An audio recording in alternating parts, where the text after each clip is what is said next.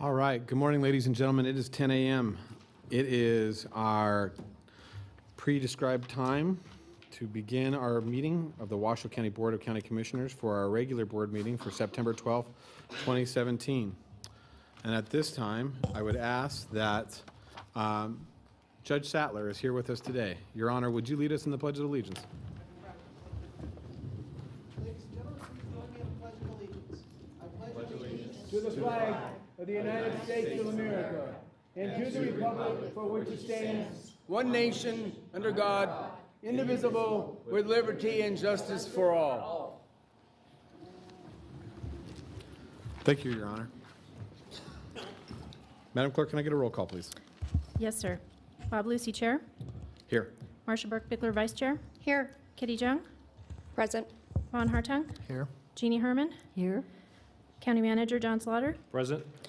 Deputy District Attorney David Wattsfield. Here.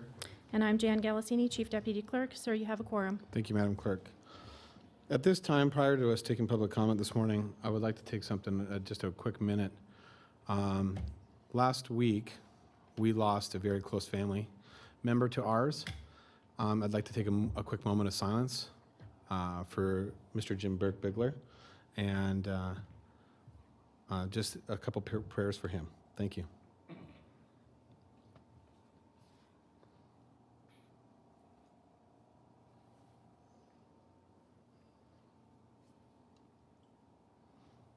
Thank you very much, everyone.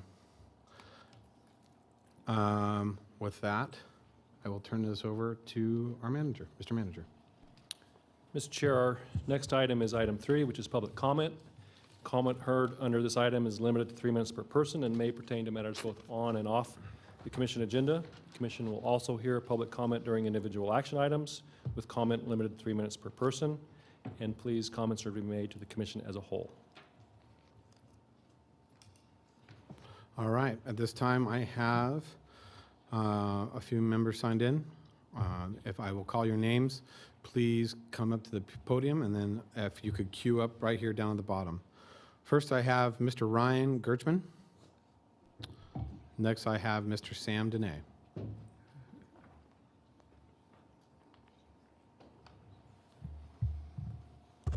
Thank you, Mr. Chair. Good morning, members of the commission.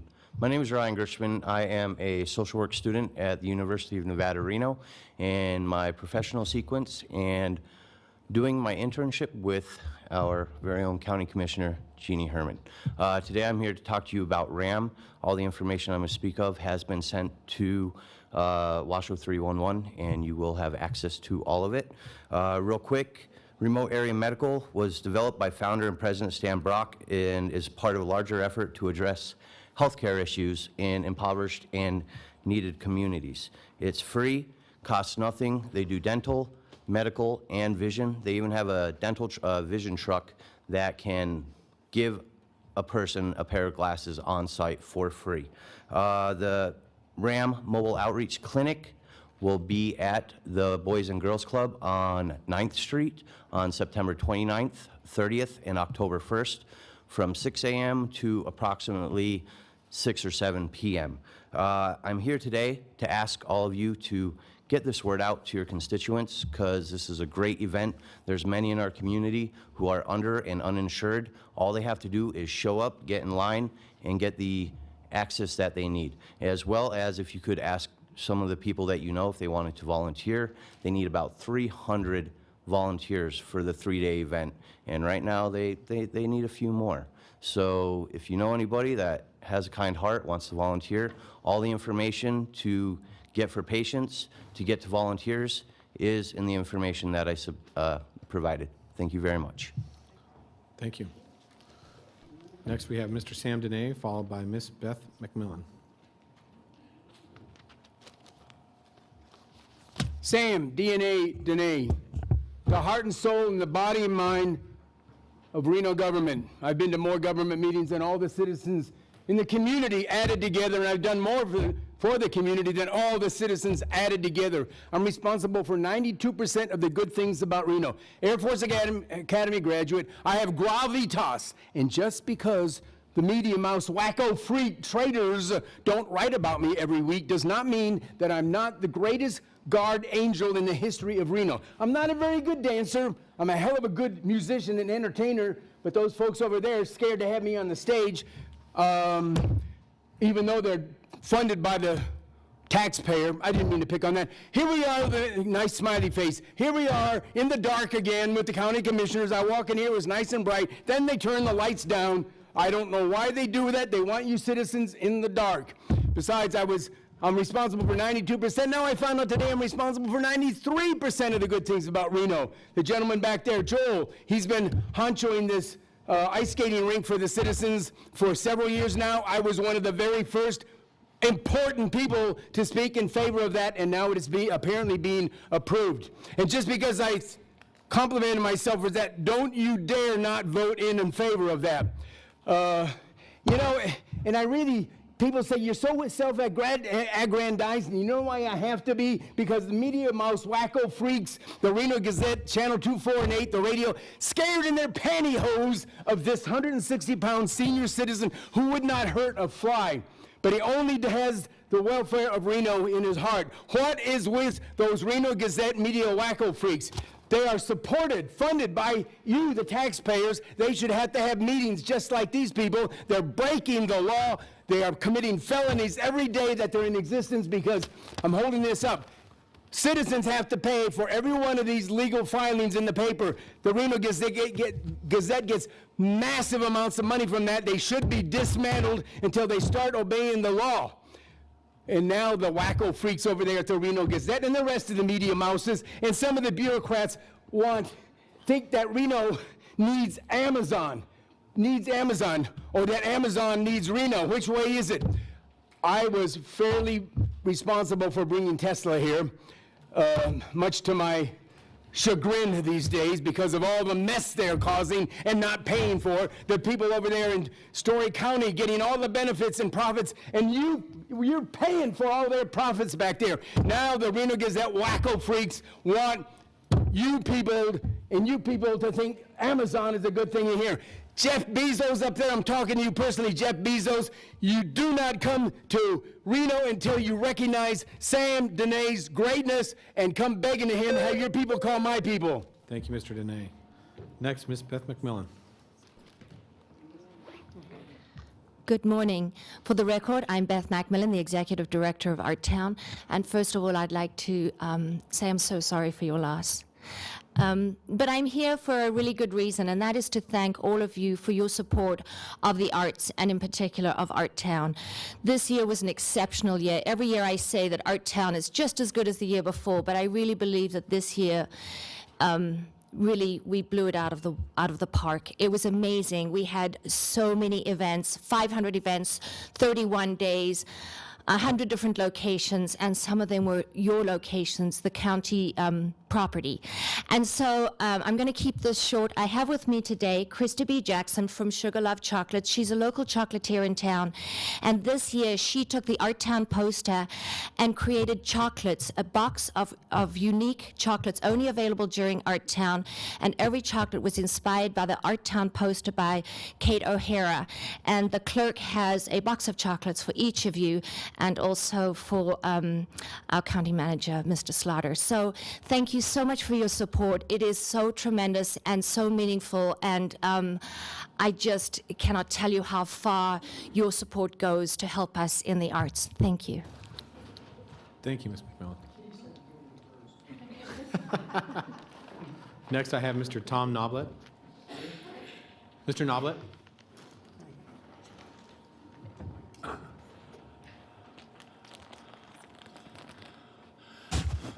My name is Tom Noblet, and Mr. Chairman, I've come here to address Commissioner Herman and Commissioner Chung. Whoever you touched is very powerful. That road is now clear, and there's no cars on it. That's my road. If it comes back again, we can't do anything about it. So I suggest we make some type of law for repeaters. Perhaps maybe a $5,000 fine will stop that. That's what I'm thinking. Two, I brought some nuts for you. These are cashiers, is about $100 worth of nuts. 3, I come in here on behalf of Florida.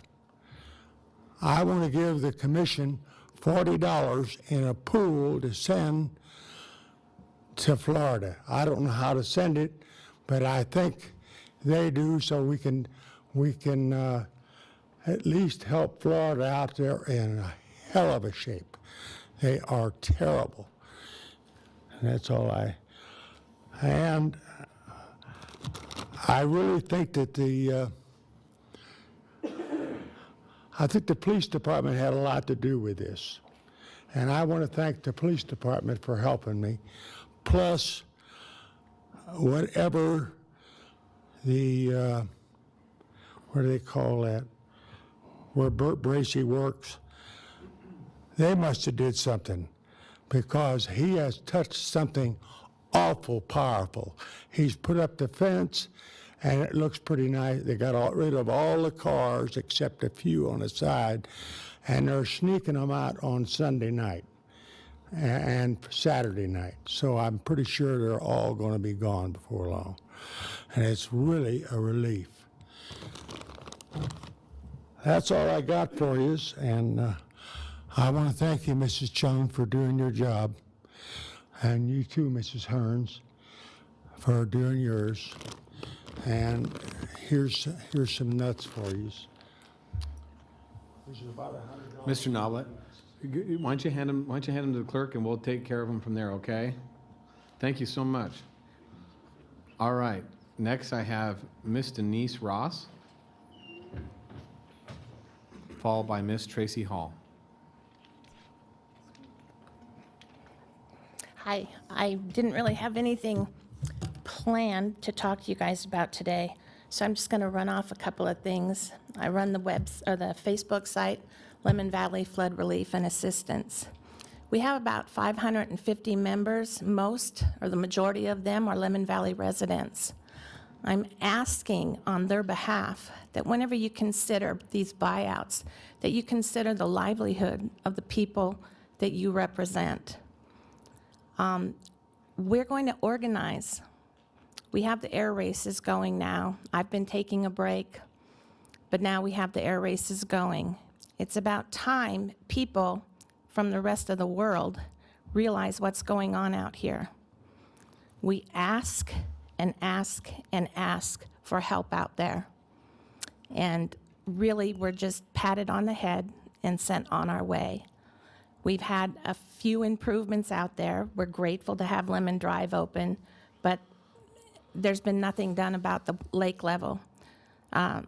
Commissioner Martini, I watched it with my own eyes.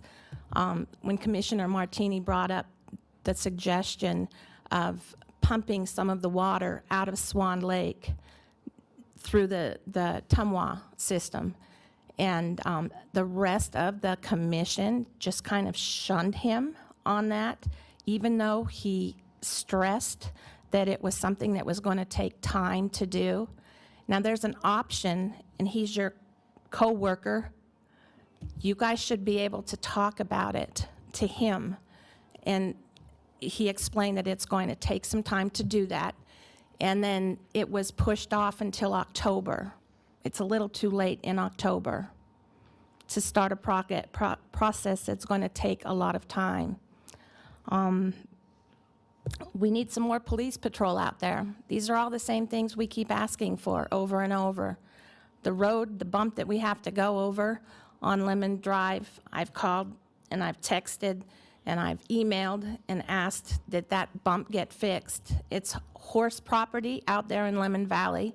We have a lot of horse trailers that are being taken over that bump, and it's impossible. It's difficult in a regular car at 10 miles an hour. Whenever you have a long horse trailer behind you, it's even impossible.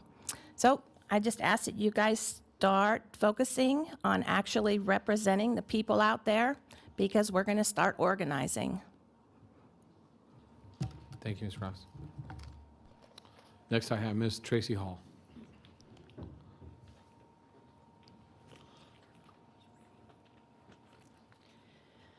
Good morning. I'm Tracy Hall for the record, and was a Lemon Valley resident, still not in my home. I keep hearing things about buyouts, but yet as a resident that's not in my home, I haven't heard anything. Contacted me, email, phone number, it's out there. We're really exhausted at this point. We would like to know what our future holds. We want to go home. I'm not necessarily looking to get bought out, but at the same time, my land still has water on it. My septic, my leach lines are all in water still. I haven't seen any kind of posts out there saying that you guys are going to do something with that lake to protect us. At the same time, you put articles out there saying it's not feasible to do something with that lake. So we're feeling kind of hopeless, kind of like the lost, forgotten children out there. We didn't have a mortgage. I can't have a mortgage, and we're middle-aged. We don't want to start over. We didn't ask for this problem. We need some answers. Like I said, we're exhausted. We have to go out there and check on our home. We have great neighbors that keep an eye on our things for us, but it's not fair. My horse is still being boarded. I've had problems with that. People are upset where my horse is. I didn't ask for these problems. I just want to be home. I'm grateful for the temporary housing, but it's not my home. You guys are all going home, and I've said this before. We want to go home and be on our four walls. Wasn't a mansion, but it was ours. We just want to go home, and we're hoping to get some answers today. And we do appreciate it, and I will say, it's not your problem, this problem. The mayor, we're extremely disappointed in her. She doesn't seem to care about her community. We are taxpayers. I paid my property taxes, even though it's underwater. Everybody said, why? Because I'm scared not to. If I don't pay that, is that going to get thrown in my face later? So yeah, I paid it. This is getting to be really old news. We just need some answers. We want to know what our future holds. Please, you all know what your future holds. Please let us Lemon Valley residents know what ours hold. We are part of the community. We really are. Thank you. Thank you, Ms. Hall. I have no further public comment signed in at this time, so I'll bring it back to the board. And Mr. Manager, we're on item 4. Mr. Item 4 is Commissioner, County Manager's announcements, reports, updates, requests for information, or topics for future agendas. I do have a couple of notes related to today's agenda. First, on our consent agenda, item 5H1 will be removed from today's agenda and will be brought back at a future date. And then item 26, which is our possible closed session for labor negotiations, is not needed today, so that will be removed from the agenda as well. Thank you, Mr. Manager. All right, at this time, I have Commissioner Hartung signed in. Thank you, Mr. Chairman. Couple of things. I'll start with this. The chairman and I had an opportunity to attend the Nevada Water Innovation Campus, and it was extremely well attended. It was a group of highly educated, highly respected people from the world of engineering, and specifically water engineering. We have a fellow in town, his name is Krishna Pagila, and Dr. Pagila is, we're so blessed to have him here, and he's doing a research project on effluent reuse. And along with our Rick Warner and his assistant, Lydia Perry. And one of the things that I'll ask for here is, he has a presentation. I'll ask for that to come back to the board and just talk about what's actually going on with effluent and the potential to reuse it if we can get it to a very high standard, which Dr. Pagila is working on. We had the Dean of Engineering, Manos Maragakis. It's a mouthful for me, and although I've known Manos for quite a number of years, my son was one of his he had him as a student at one point. Kevin Carmans, who was the provost. We had Miradol Guatams, who is the vice president for research and innovation, and there's going to be a new lab that they're opening up.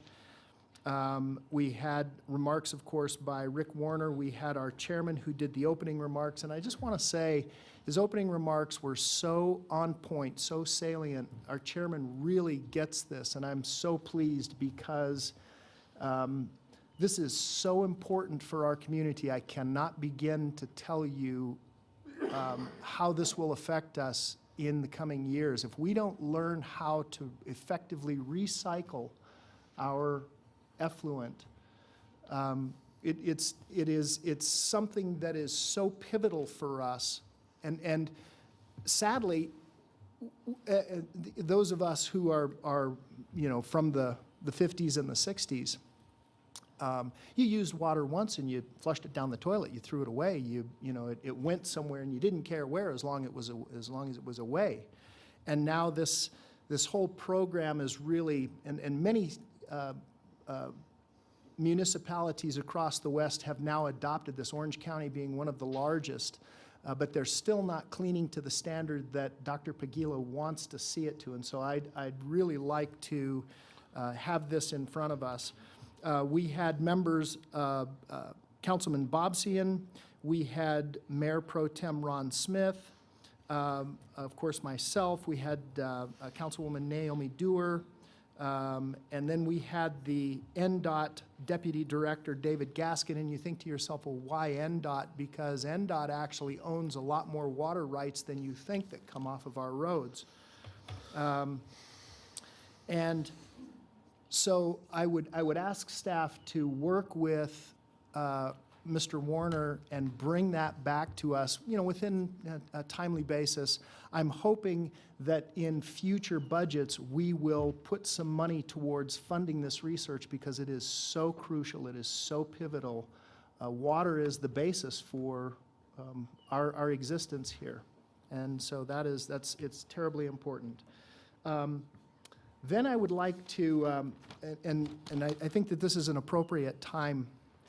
We'll talk about flooding a little later, but I'd like to just give some facts and figures. This has been an epic year, a record year, not just in northern Nevada where we received 230% of normal precipitation, but of course we saw what Harvey deposited and what Irma has done. I haven't seen the final numbers on Irma, and then we've got Juan that is coming up next. And so, Jose.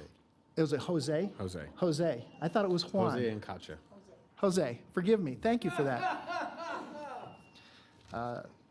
I'm surprised they haven't named one after Mr. Dene. Next year. And so Harvey was a disaster literally of biblical proportion, and these statistics came off of Sunday morning a couple of weeks ago, but they're still very salient. They received 51.88 inches of rain, or 27 trillion gallons of water, and which is a record for the continental United States, and that was across Texas and Louisiana in just a 6-day time period. 6,800 homes were destroyed. 84,000 homes were damaged. Only 28% of the residents in Harris County, which is Houston, have flood insurance. More than 20,000 rescues were reported. 37,000 people, as of the airing of this, which was September 1st, still were in shelters. FEMA approved aid for 103,000 people thus far, and it was more than $66 million. and that's just thus far. The total economic cost and cleanup is estimated between $40 and $75 billion for that event. Now, why do I bring that up? I bring that up not to focus on that and not focus on what's happened here. Times are changing. We're in a completely different arena with climate change, and I don't think, this is going to be just the beginning. We're going to continue to see more and more and more of these kinds of things, whether it's flood or continued wildfires. And so our item number 7 talks about how we're going to plan for this, and I think it's incumbent upon us to put a plan forth now so that we are prepared for some of the changing issues. Then, finally, I would also like to ask staff, Mr. Smith, I'd like to bring back at some point in the not-too-distant future the signalization of Calle de la Plata. It is, I continue to get constant reports of how dangerous it is, and I know that we've made some improvements on the corner of Calle de la Plata and Pyramid, but it's a I don't want the conversation to be around a fatality, and if we don't act fairly soon, that's what it's going to be, or sadly, multiple fatalities. And that's all I have this morning, Mr. Chairman. Thank you so much. Thank you, Commissioner Hartung. Next, I have Commissioner Jung. Hi, and thank you, Mr. Chairman. To piggyback on Commissioner Hartung, I do want to let the board know that I next week will be attending Red Cross training. It will be an accelerated version, much like they did during the Katrina hurricane, and then plan to be deployed soon whenever they need my, whatever they decide are my knowledge, skills, and abilities. How much you want to bet it's going to be town halls. And I'll be deployed for 2 weeks. In light of all of the disasters that we've been having, I started a page on my Facebook to see who wanted to help me to take a semi donated to us and fill it with goods and services and drive it into Houston the day after the major thing. And I worked with our emergency operations staff, and he's called around and they said, they don't want you. Because I'm not trained up. We end up being a diversion and a liability rather than a help if we are not fully vetted and trained. So that is still on the horizon, and I have about 10 people signed up to go with me too, just average citizens that have different skills and abilities that would like to help with that. So if any of you would like to join, I'd love it. And I'm sure the Red Cross and everybody else would too, because they are completely depleted of their volunteers. Volunteers are reaching that level of exhaustion, they're being circled out, and then they're bringing in the new volunteers. I attended the 50th anniversary of the celebration of the Sun Valley General Improvement District. So for 50 years, Sun Valley has been able to provide the water system, and now Parks and Rec, to those citizens in Sun Valley. So that's a landmark time for them. And let me show you the beautiful little, I don't know if you can see it, but yeah, it's really pretty. And it came in a real pretty box, so I thought that was lovely. I am doing a SNAP 7-day challenge, which is the way that we provide food for the needy. And that starts on 9/14 through 9/20, and I need to figure out how to eat healthily for $20.30 a week, which is what people get on SNAP if they're single, providing for themselves. So I'll let you know. Hopefully I'll lose some weight, but I'm going to try to be as healthy as I possibly can during that, but also document and keep a blog on the difficulties of $20.30 a week to provide for yourself to eat. And that is all I have, Mr. Chairman. Thank you. Thank you, Commissioner Jung. Next, I have Madam Vice Chair. Thank you, Mr. Chair. Very briefly, I just want to take this opportunity to thank all of you, staff and the commissioners, for all the support you've given me through this time. And I appreciate so much our relationship and our friendship. And I just want all of you out there to know that this is a really wonderful team who cares about all of us. And so I thank you for that. I especially thank the chairman for stepping in with a couple of meetings for me while I was handling my family situation, and so I just take that opportunity to say thank you. Thank you. All right, Commissioner Herman, do you have anything this morning? Okay. So it's been a busy month for all of us, even though we may have not, in the month of August, we only conducted one meeting in the beginning of the month. even though we didn't have regular meetings the month of August, all of us were very busy. We utilized the time to take advantage of some catch-up that we've done. And as you've heard, a number of events had gone on from different aspects. We had our president visited our community, and I was able to meet with our president and spend some time with him and discuss some of the issues of Washoe County and the challenges that we are having here within our community, and hopefully further those discussions for future benefit for us. We had bike share meetings. We discussed, I met with our staff and different staff from the City of Reno and City of Sparks and RTC to discuss potential of bike shares and bringing different programs to our downtown area for the benefit of that.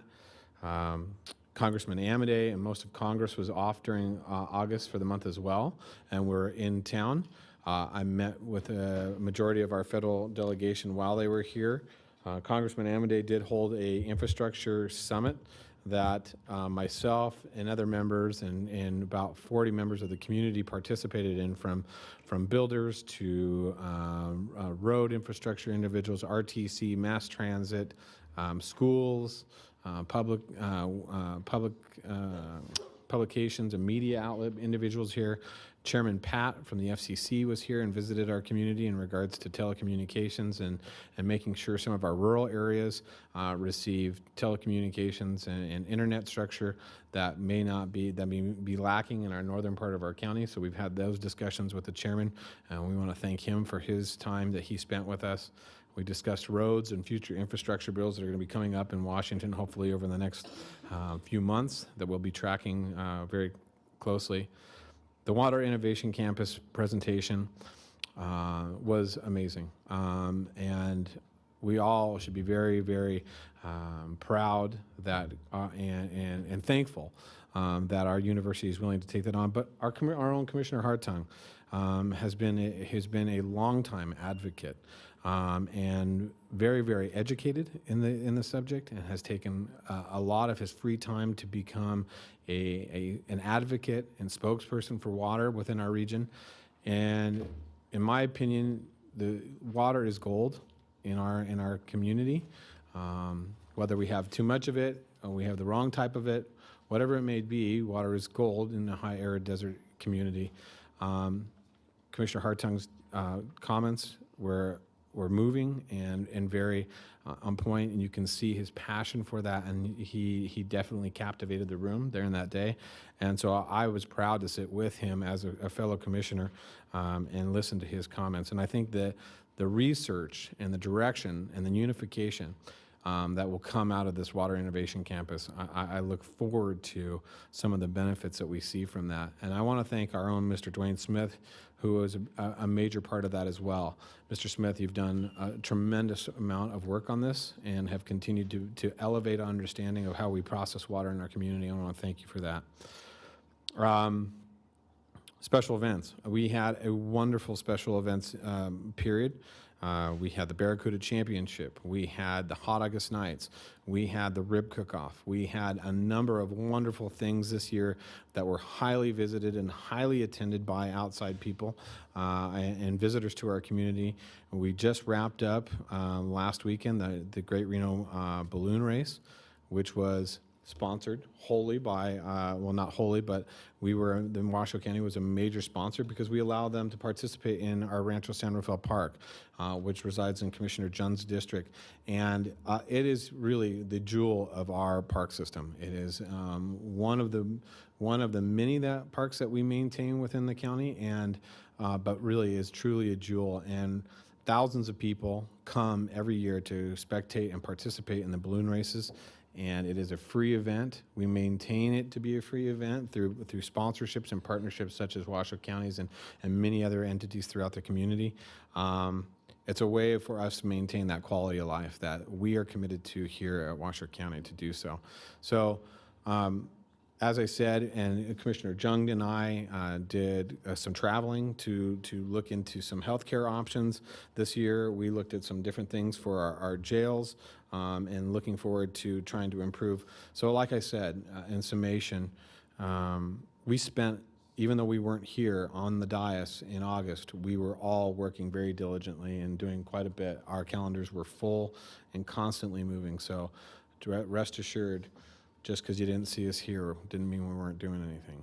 So with that being said, I want to turn it over to Commissioner Hartung. Thank you, Mr. Chairman, and thank you for the kind comments. You're too kind, and thank you for bringing up our staff. I mean, Dave and Dwayne and all of our staff, I neglected and I should not have. They're just amazing in leading this charge. I did want to just bring up that I had a conversation at the balloon races with some of the officials there, and they made a request of Washoe County to have a specialized place to put the suburban propane truck, the propane truck that fills those tanks. Apparently, there was a whole ton of weeds around it, and of course, we had Truckee Meadows Fire there. But what they were asking is some of the asphalt that gets ground up around the area, if they could make sort of a permanent pad, as it were, not permanent, but just a pad where they can park that truck safely. And so it was, I said I would bring it up, and hopefully maybe we can come back and just have a brief conversation on what that would take and the cost of it to make it a little safer. Thank you, Mr. Chairman. Thank you. I had one other thing I forgot to add. During the Hot August Nights, we, as a board, allowed the participation of Hot August Nights to utilize Rancho Centerville again for a new event this year to Hot August Nights, which is the vintage trailer event. And I have to say, it was a major hit. Very exciting, very neat. I think we had slaughtered 10, 15 trailers, 20 trailers up there this year, and more than we had anticipated. Really some neat things. So look forward to that next year. The one thing I did want to ask, and this was off of Commissioner Hartung's discussion about Irma and Harvey. Obviously, we've seen massive devastation across our country, but one thing we want to acknowledge is Nevada Task Force 1 was here during Lemon Valley flooding. They participated and helped tremendously from the state to help with rescues and some help through removing individuals from the flooding. Nevada Task Force 1 was dispatched to Harvey this year for that, and so I want to make sure that they're that we recognize them and all the work that they put together. And that's a conglomeration of the Clark County Fire Department, Las Vegas Fire U Rescue, North Las Vegas Fire Department, Henderson Fire Department, and many other agencies across the state. But those individuals help tremendously in times of need. And I think one thing that we saw during these is that the communities that came together, realizing that even in times of great discontent and some malice amongst our country, human peace and human just the moral lifting of our communities came out in this, and I think we need to continue to do so and continue to support any individuals we can, whether they're here at home or across the country in other states. We need to continue to do that and continue to be as compassionate as possible when dealing with issues of these natures. So our hearts go out to those individuals and the challenges that lie ahead, and hope that our individuals that are out helping these people in Irma and Harvey and throughout hurricane season are safe and will return home as well. So with that being said, I have nothing further to add. We will bring it back at this time to consent. Mr. Manager. Mr. Chair, your consent agenda today is represented through items 5A1 through 5N3. As I had announced earlier, 5H1 should be removed from that list.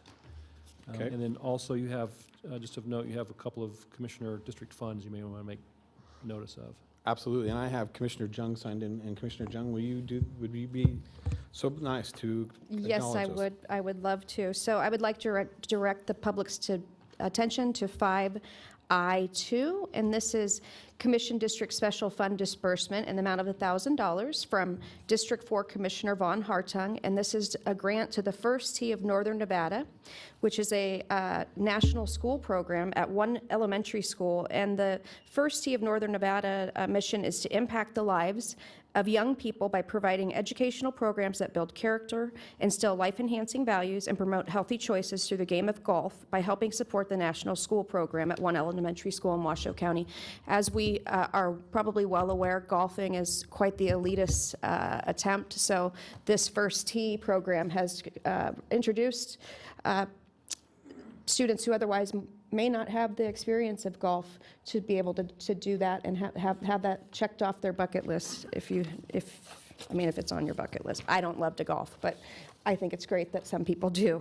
Item 5I3 is another approval of Commission District Special Funds in the amount of $3,000, and that is from District 1 Commissioner Marcia Burke-Bigler to grant that to the Shakespeare Animal Fund to provide veterinary services to low-income seniors, the disabled, and retired veterans, and other people who are in need. And I had noticed that Commissioner Gene Stoss is here in the audience to lobby this, I guess. And I want to point out that Commissioner Gene Stoss was the first female county commissioner, and she is a board member of the Shakespeare Animal Fund. So those are two donations, and I thank both of you commissioners for your civic spirit and looking out for those that can't look out for themselves.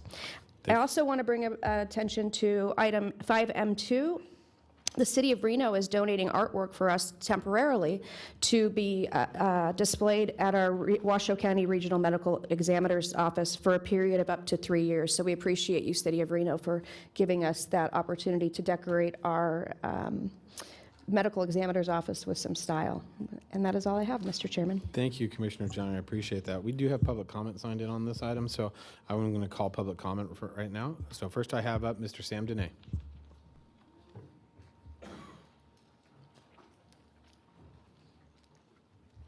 Sam, Dene. Not always a curmudgeon, ladies and gentlemen. Sometimes I have good things to say. I want to give kudos to our county manager, nice, he looks up, who I helped.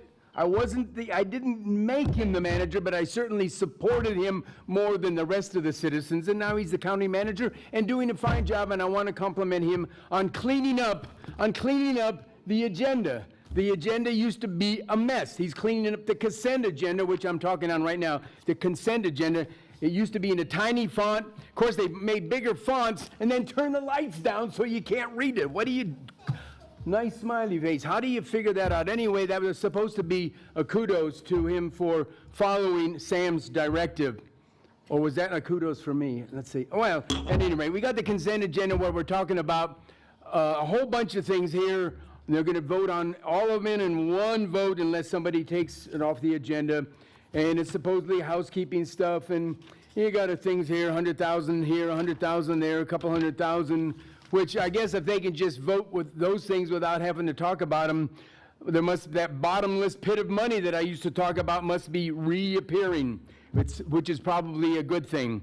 I do notice something here, and I do have to say this about Story County. Story County, for those who don't know it, that's that county on the other side of the hill to the east, and they are the ones who are the recipient of the Gigafactory, and we could go on and all the wonderful things that they've got going on over there, most of them being paid for by the taxpayer, and they're making money off of this. Tahoe Reno Industrial Complex, Lance Gilman, Don Roger Norman, all those people over there, and even Mike Kazmierski, the head of EDON, all benefiting from what's going on over there. And Story County is doing nothing for Reno.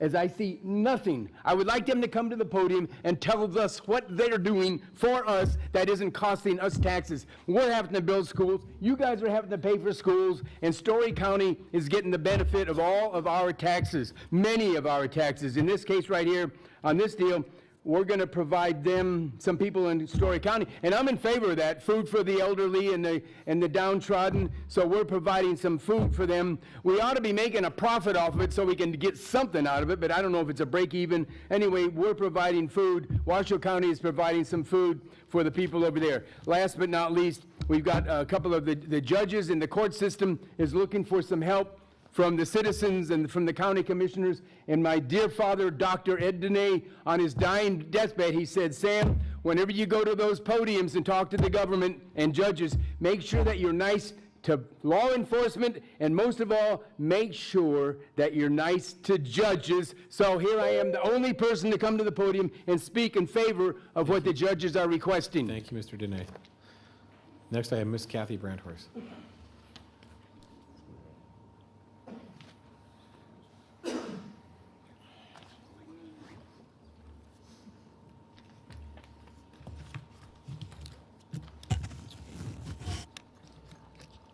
My name is Kathy Brandhorst, and I'm also the United States President. I'm talking on 5B, Grant Program Income.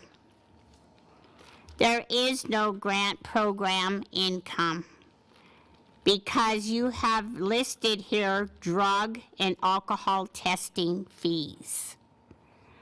I know at Crossroads, they have to do that in order to stay there at Crossroads. Most of the time, they don't even pay rent. They can't pay rent. They're on death row. They are homeless. They have no food to eat either, so they do service the food there at Crossroads. But when they blow into that machine, they say there's no alcohol in their system at all. That's not true.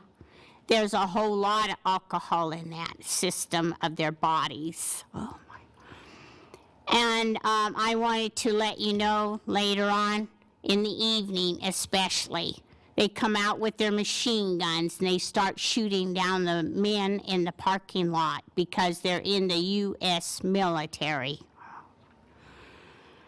And I don't know why Crossroads is still open, because I heard they had to close it down for this reason.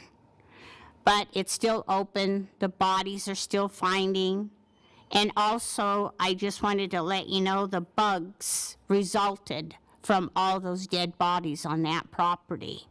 Nothing has been cleaned up at Crossroads. The people there are still complaining. The bugs are still in the rooms. There's no lighting because they have no gas, no electric. There is no way for them to cook food. Also, they have no way to clean their rooms unless they steal a broom from somebody, like they did me. Also, they steal vacuums, but I don't know how they can plug it in with no gas or electric inside the Crossroads itself.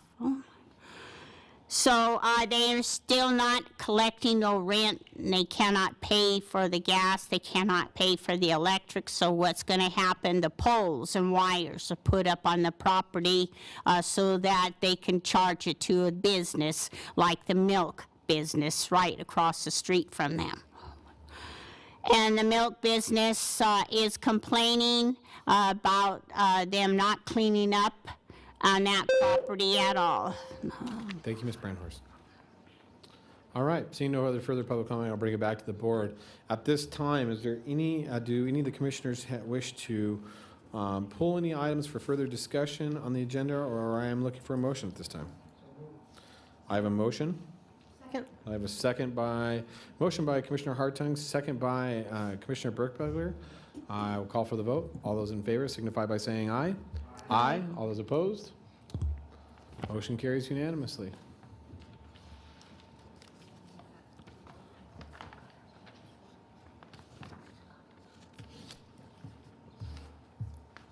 All right.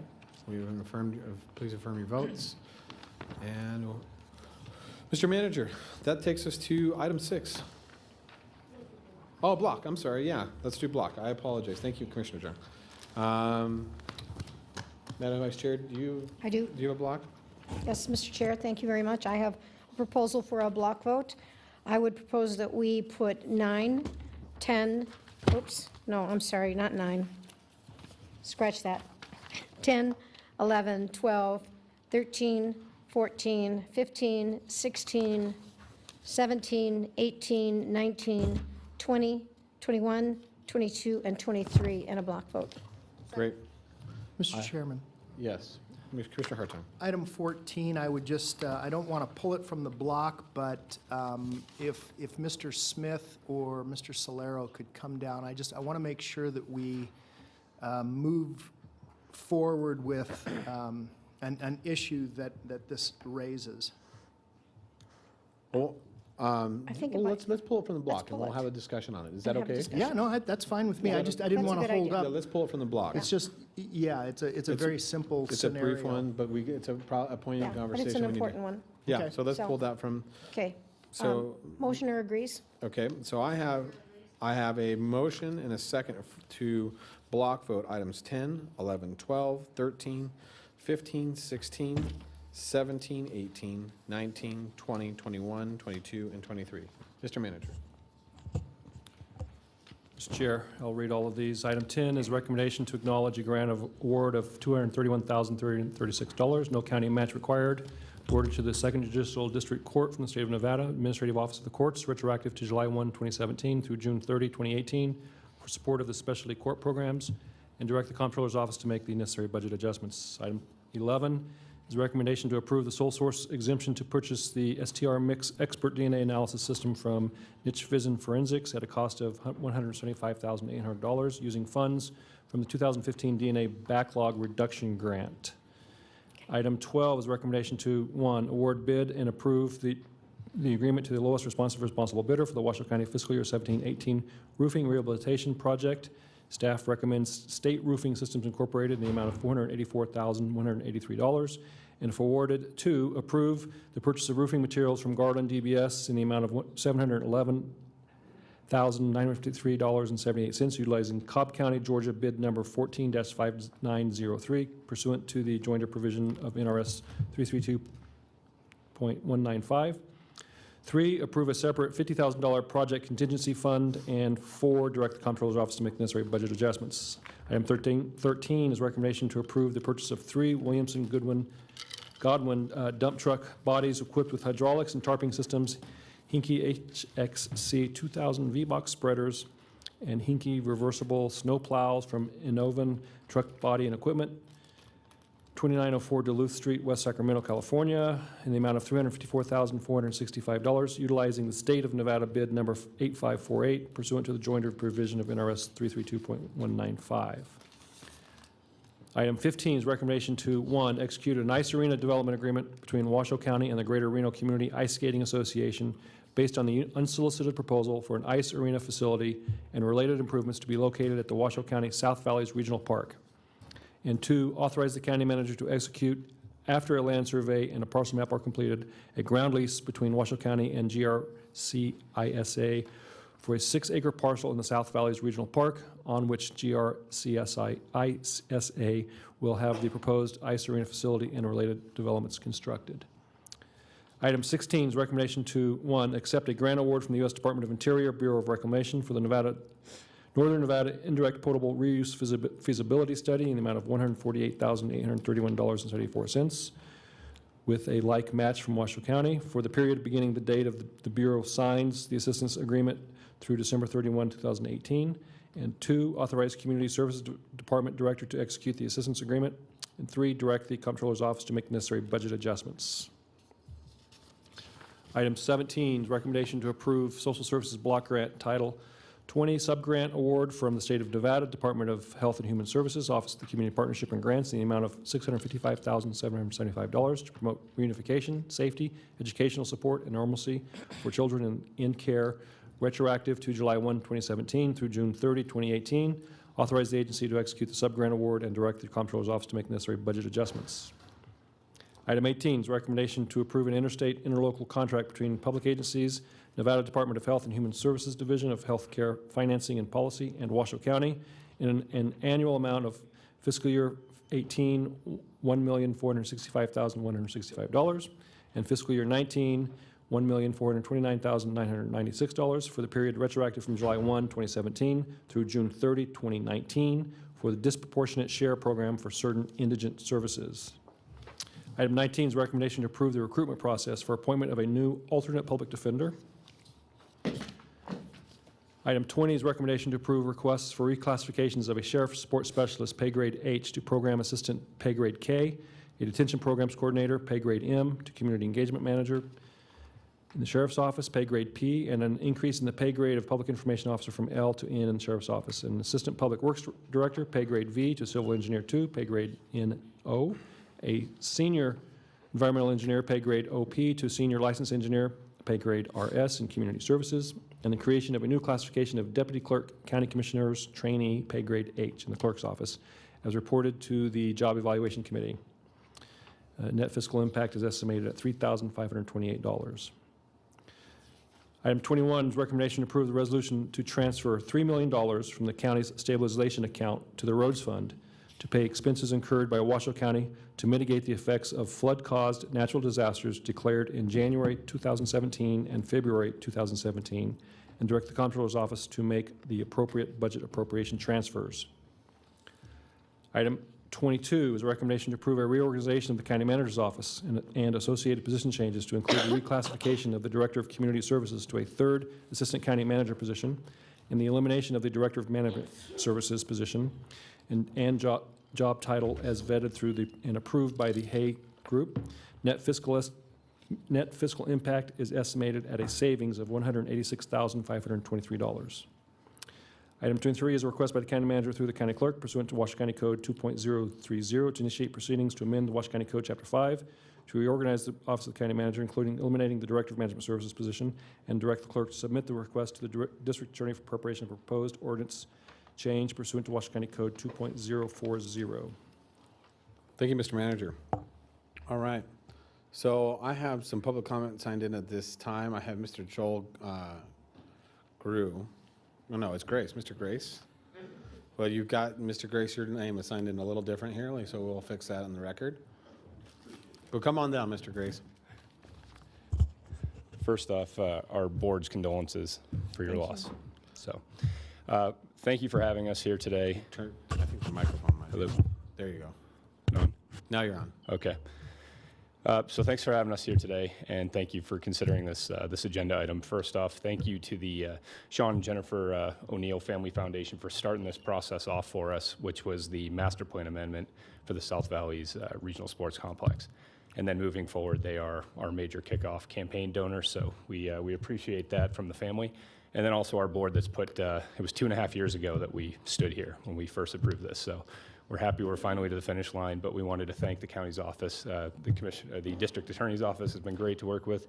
Mr. Slaughter, thank you very much for all your help. And Jennifer Budge and Eric Crump were the first two people to work on this, which I know Jennifer's no longer with us, and Dennis Troy, and then of course, Commissioner Chair Lucy, thank you so much.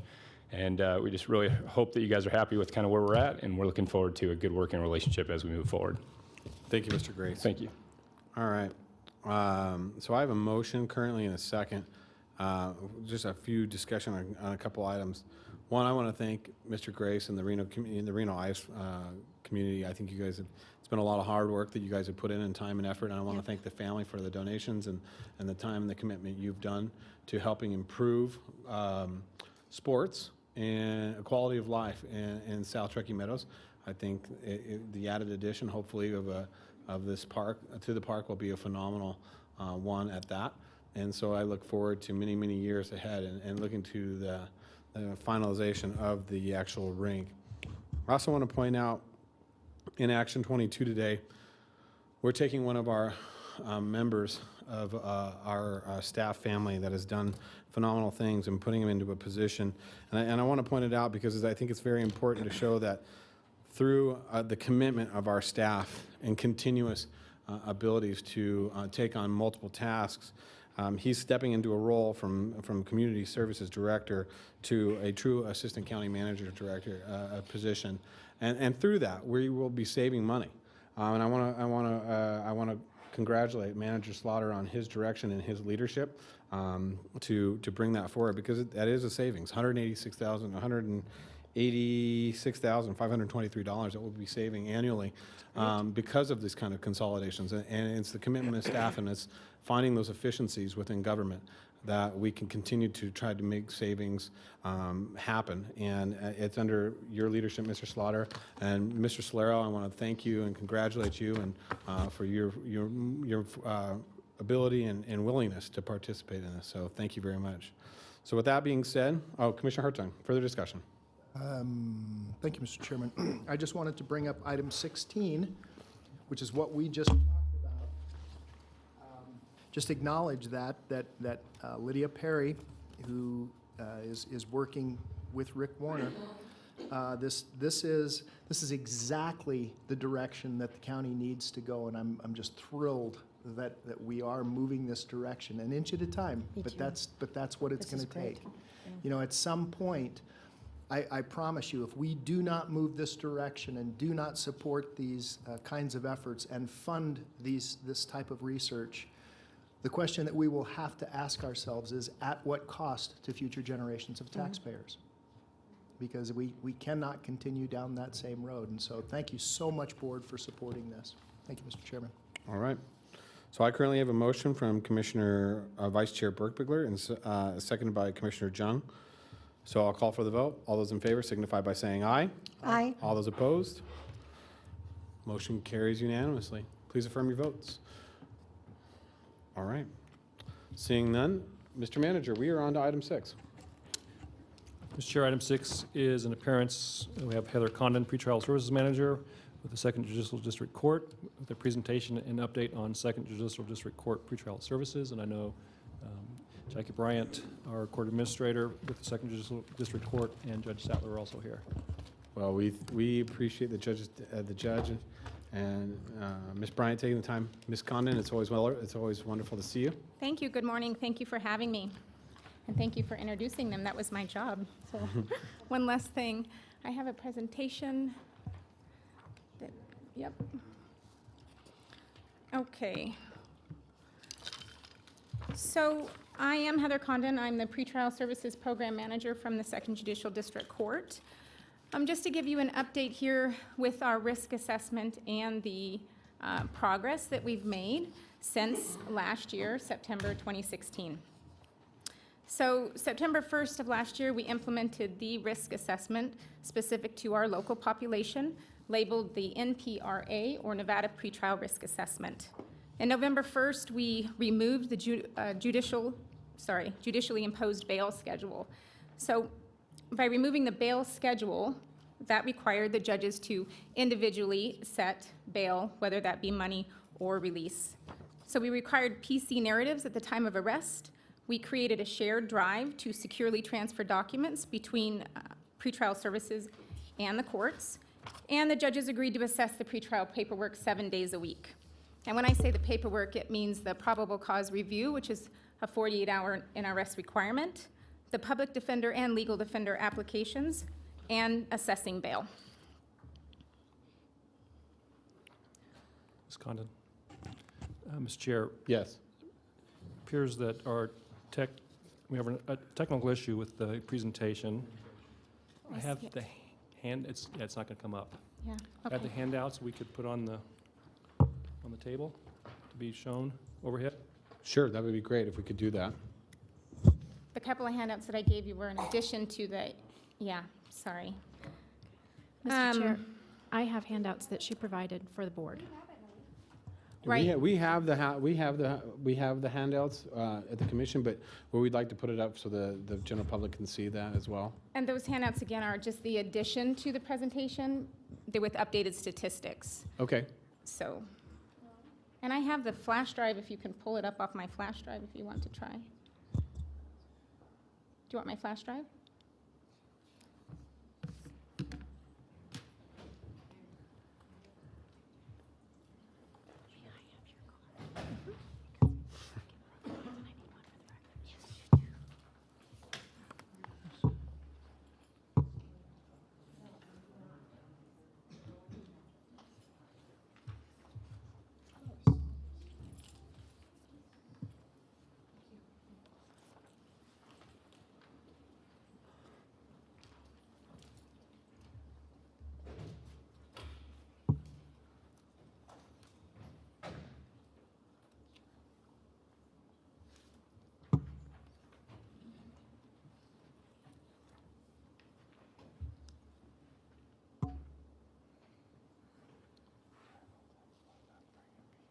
Yeah.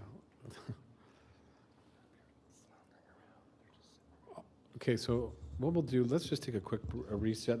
We're going to go into recess really quick as we get some of these technical difficulties taken care of, and we'll come back in just a second. So we'll be at recess for about 5 minutes.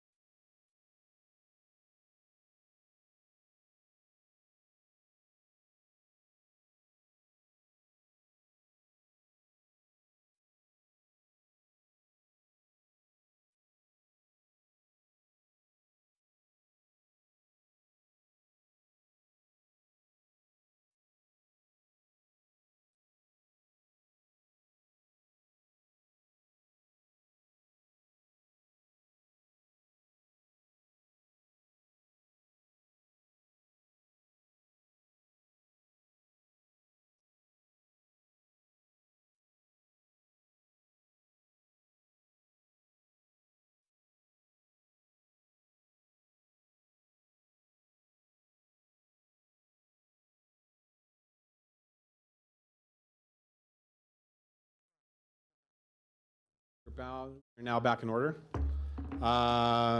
Ms. Condon, it looks like we have seemed to fix hopefully, our technical difficulties. So Yes. once again, the floor is yours. Thank you. So once again, Heather Condon for the record with Second Judicial District Court pretrial. Just a quick overview. So September of last year, we implemented the Nevada Pretrial Risk Assessment, or NPRA. November 1st, we removed the uniform bail schedule. By removing that bail schedule, judges are now required to set bail individually based on risk. They also are required to review the PC at the time of arrest. We created a shared drive to securely transfer documents between pretrial and the courts, and the judges agreed to assess the pretrial paperwork 7 days a week. They're looking for the probable cause review, the public defender and legal defender applications, as well as assessing bail. So the risk assessment and the praxis go hand in hand. This praxis tells us who can release and what supervision level will be required. The risk assessment is completed on almost everyone with a new charge. Pretrial services can release the green and the yellow groups. Red require judicial review. So less serious misdemeanors are the LSMs, and they do not require a risk assessment. At the request of the Reno Municipal Court judges, less serious misdemeanors are not assessed, and this was approved by the chief judges of Washoe County. The focus with that approval was for higher level crimes or higher risk defendants. And it makes sense with Reno Municipal Court handling the majority of these public nuisance charges. So a quick snapshot of May. So your first handout that I gave you with the number 1 in the top right corner is our actual risk assessment. And what happens is the defendant goes to my team interviews them, runs criminal history, and completes that risk assessment on everybody.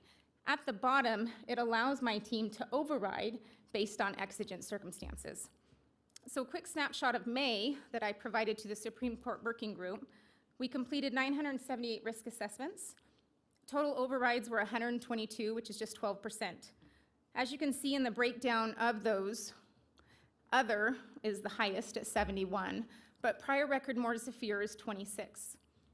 That other category of those, almost half resulted in overrides due to high BAC or breath alcohol. So usually, if they have a high level of alcohol in their system when they're arrested, my team wants to see them so that we can talk to them about the best course of action for supervision.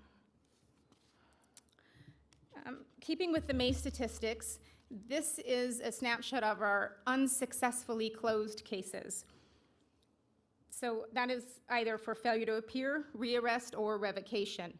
The ones in the orange are OR, which is own recognizance release, where they don't pay any money to get out of jail. The ones in the green are supervised bail. So they've paid money and supervision was attached to their case due to the risk level. If you remember from a couple of slides ago, the less serious misdemeanors do not require risk assessments. And again, the purpose is to get them booked, interviewed, and released as quickly as possible. As you can see in the top left column, less serious misdemeanors account for 66 of the total ORs who were FTA'd, which is quite a bit. We're hoping that this will take a turn for the better. Reno Municipal Court has decided to supervise their own cases as of August 22nd, which will alleviate some of the work that my team has to do for their court, but it does not eliminate the need for additional pretrial staff. So a snapshot of I call these the bottom line statistics. You have in your handout a more updated version. It's number 2. The arrows are indicative of when we implemented the risk assessment in September and removed the uniform bail schedule in November. And as you can see, there's a progressive increase in new cases and active cases, as well as contacts, which are at the bottom in the orange.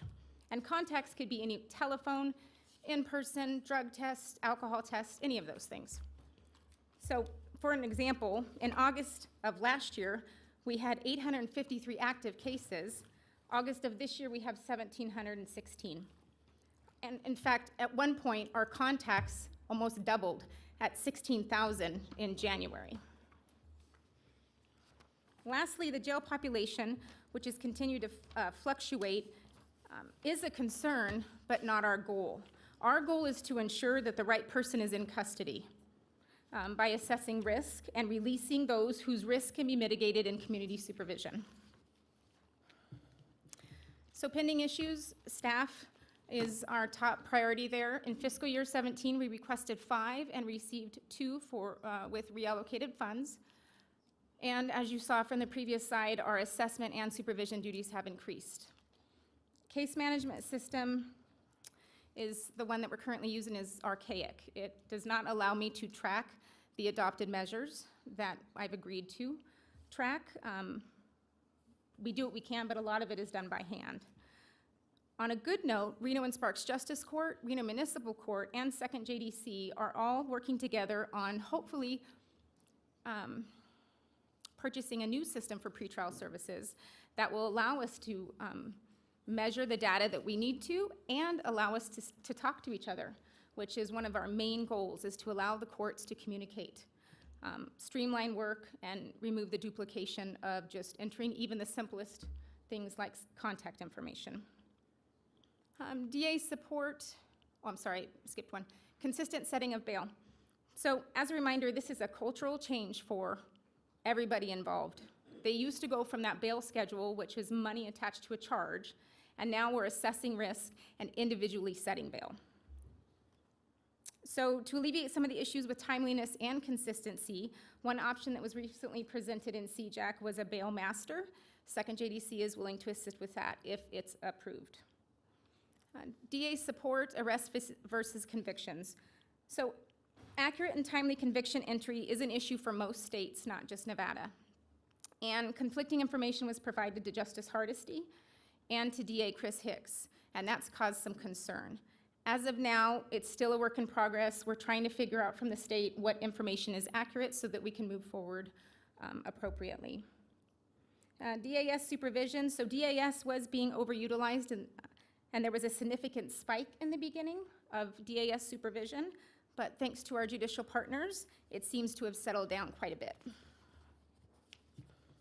So our Supreme Court meeting update, I just wanted to remind you, so this group is still active. We are lucky Washoe County represents 6 of the 7 local courts, so in that group, our PD and our DA are all members of that group. The overall response is to continue with the pilot program, and so we are doing so until December. And there will be no changes to the risk assessment at this time, or the process. We're trying to just settle down and see how things go. Major updates from the other 2 pilots. I actually had a chance to speak to Anna Vasquez from Pretrial Services. She's the director in Las Vegas Justice Court. And she advised yesterday that they agreed to hire 8 pretrial service officers, 2 for supervision and 6 for the assessment. She indicated that once they're all trained, they're going to move into the remaining criminal departments, which will mean all 9 criminal departments will be using the risk assessment. And they currently review 6 days a week, around 24 hours at a 24-hour mark. In December, they will move to 7 days a week for review and twice a day review, so every 12 hours, which is pretty exciting. So just to finish up, the last 2 handouts I've provided to you are actual slides from the Sheriff's Office, Washoe County Sheriff's Office Research and Development Unit. They've been instrumental in my statistics, and I appreciate that team very much. The first slide you see with the number 3 on the top right corner shows the breakdown of the type of inmates in this jail this year compared to last. I'd like to point out just a couple of things on that slide. The ADP, or average daily population, is down a little bit, and the overall felony and gross misdemeanor top charge is up 2%. Again, just to make note, the jail population is a byproduct of a healthy system. So our goal isn't to reduce it, just to make sure the right people are in custody. The last slide, labeled number 4 in the top right corner, shows the average length of stay, or ALOS, which is down almost an entire day from last year at this time. So thank you for allowing me to speak today. I appreciate your time. Is there any questions? Yes, Commissioner Jung had some questions for you. Thank you, Ms. Condon, and thank you for a great presentation. Thank you, Judge. and Ms. Bryant for being here and for pursuing this when we really didn't know what we were walking into or what this pilot would look like. And it looks like it, as it's settled down, as you said, it is looking like it's doing what it's supposed to do, which is keeping the people that need to be incarcerated, and quickly processing those who don't need to be incarcerated. They are not a threat to themselves or society, which we know then makes sure they don't lose their jobs, their homes, et cetera. So I appreciate all that you do. And I have to tell you, I'm very jealous of your job. I think you have the best job ever to get to do this and implement this. And it's putting us at the cutting edge of what we do when it comes to incarceration and rehabilitation. So thanks for your hard work, and keep it up. Thank you. It's very exciting. Actually, Washoe County, is of the 3 pilots, we're the only one that removed the bail schedule. So we are really on the forefront of not just nationally, but Nevada. We are making it an individual risk assessment, which is really great. Great. And I'd like to ask, Judge Sattler, can you come down and would you give us some of your brief comments from how you, as a judge involved in the system, feel that the progress is being made over the last year? And I know you've been a large advocate, as I have, of this and in the future of this. So if you could just share a few remarks with us, that would be great. Well, thank you, Mr. Chairman, for inviting me down. Elliot Sattler, for the record. I just think that the benefit to our community is going to be amazing. And it's not just a benefit to the jail. As we heard a moment ago, the whole focus is not to reduce the population of the jail. The focus is to make sure that the right people, as Commissioner Jung said, are in jail and are being watched over. But the impact to the community is huge. We're protecting people's constitutional rights. That is my primary focus, making sure that defendants' constitutional rights are protected, and at the same time, making sure that the community is safe. It is a difficult balance, but it's something that we as judges, both in the district court and then at the limited jurisdiction courts, have to do. And with Heather's help, and with the help of Justice Hardesty and the committee that we're all on down at the Supreme Court, we're really moving Nevada forward. We're making Nevada, I don't want to say more progressive, but we're acknowledging people's constitutional rights. Commissioner Jung likes the word progressive. But we're acknowledging people's constitutional rights. We're making sure that our judges in the limited jurisdictions primarily are doing what they're supposed to be doing, which is looking at every single person who gets arrested. It's a heavy lift. It is a lot of work. Heather's people are basically, I think, taking about twice as much work as they had before. So I'm not quite sure, Commissioner Jung, if you want Heather's job or not. But her people are working a huge amount based on this program that we have implemented. I'm happy to say that it looks like it is working, that we are making sure that the right people are where they need to be. And I just really want to emphasize something that Commissioner Jung said a moment ago. We learned this in the committee meetings that we've had. Think about being away from your family for 3 days.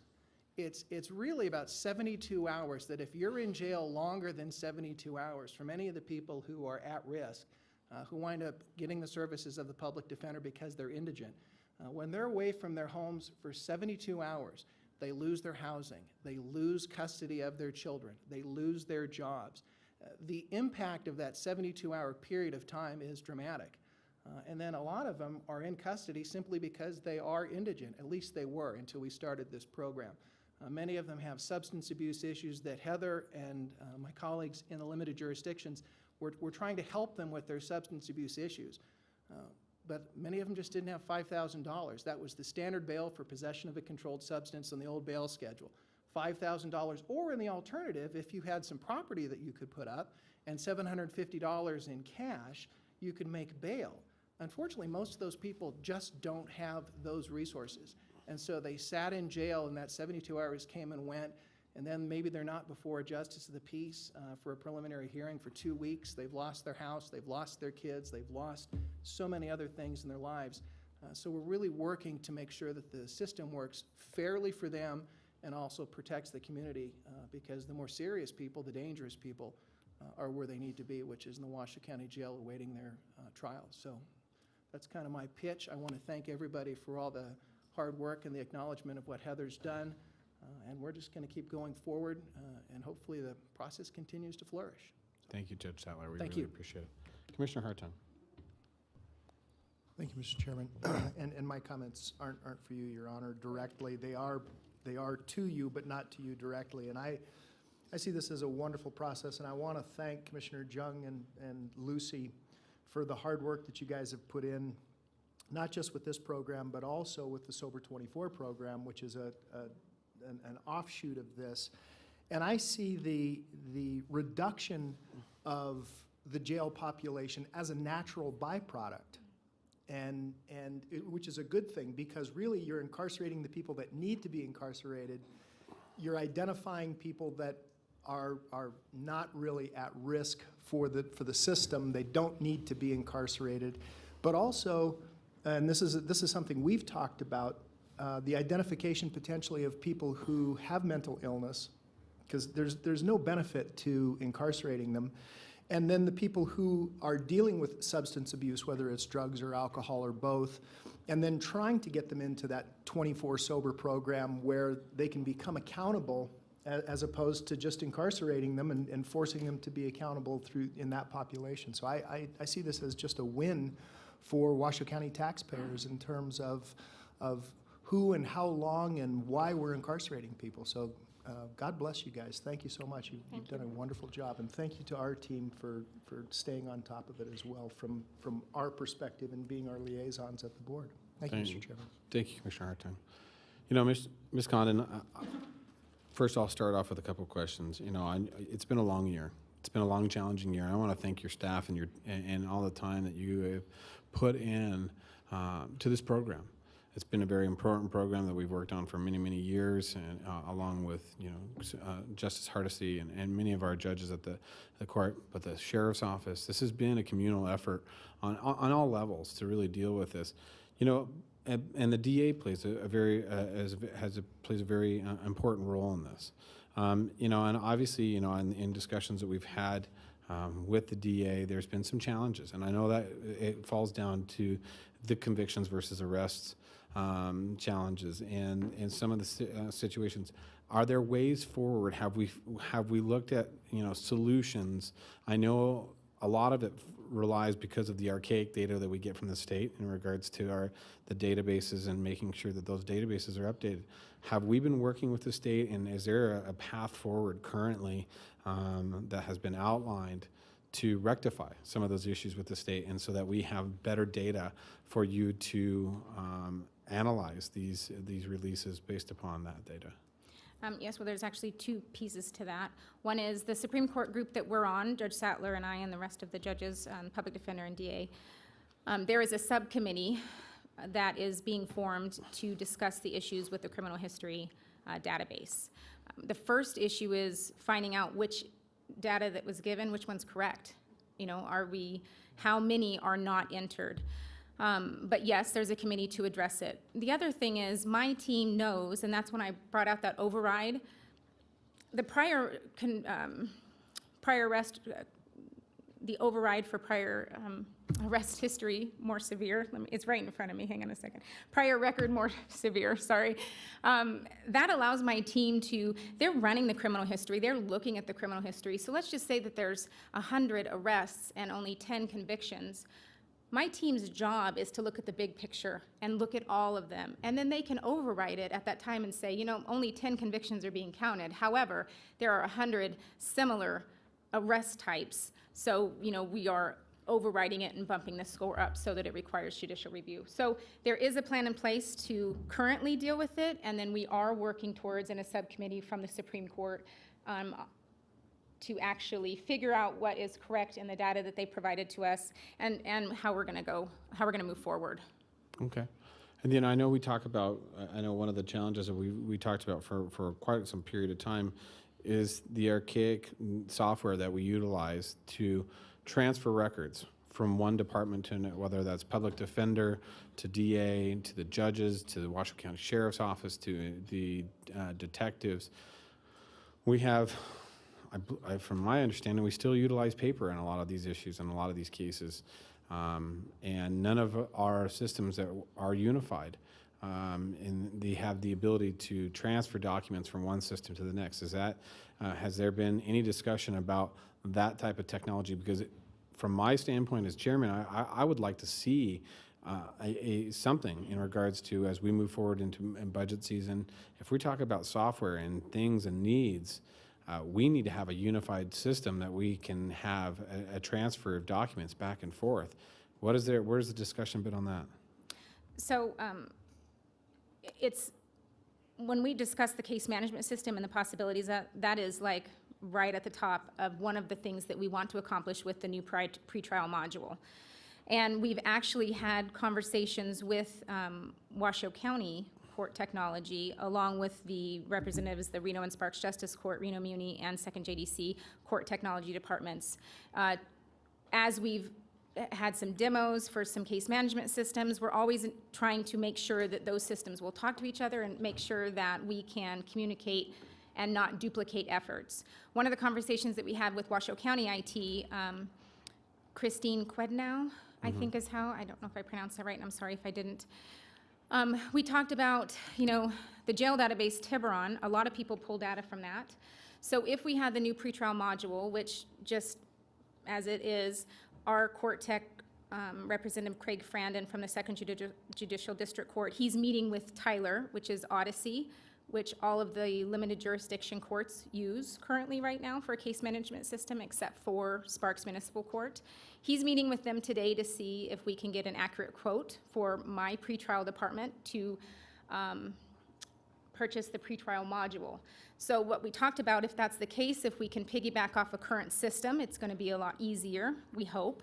And then what Christine indicated is we could pull the data from Tiburon, so the booking department enters the name, date of birth, all of those things, right? My team can pull it, put it in my system, add to it after the interview and all of that, and then we would provide those things to the court, the DA and the PD, and they could go through and just pull those cases out when they're ready and then initiate their own, through their own case management system. So yes, we are discussing it. We do feel it's a very important aspect of a new pretrial system. It's statistics and being able to communicate. And we're trying to take in all the parties involved, DA, PD, APD, everyone.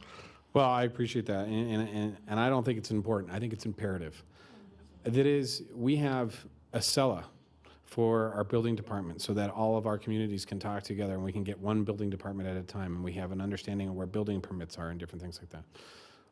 This is something of such great magnitude that is so much, in my opinion, so much more important in regards to tracking records of individuals through our system, that this is imperative that we find this kind of data and we have some sort of system. So I would urge all departments that are here present today that we continue to work together and find a unified solution with the DA's office, with the courts, with the public defenders, that we can finalize, because we are losing traction based upon our inability to process data in a timely manner. And we're way, way, way, in my opinion, behind the 8 ball. And this is something that needs to be addressed soon, and sooner rather than later. So I would urge you and staff to really make this a number one priority. It's paramount as we move forward. Thank you. So, but once again, thank you for your question. Thank you for your answers today. I do want to thank you for all the work you've done, and Judge Sattler, Ms. Bryant, with all the work that you guys have done with the courts and being the spearhead in regards to making this go forward.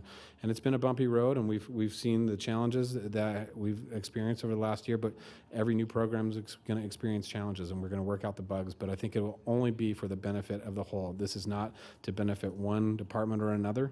This benefits the community. It lessens the load on our human services. It lessens the load on our jails. It lessens the load on our courts and our bookings and our calendars.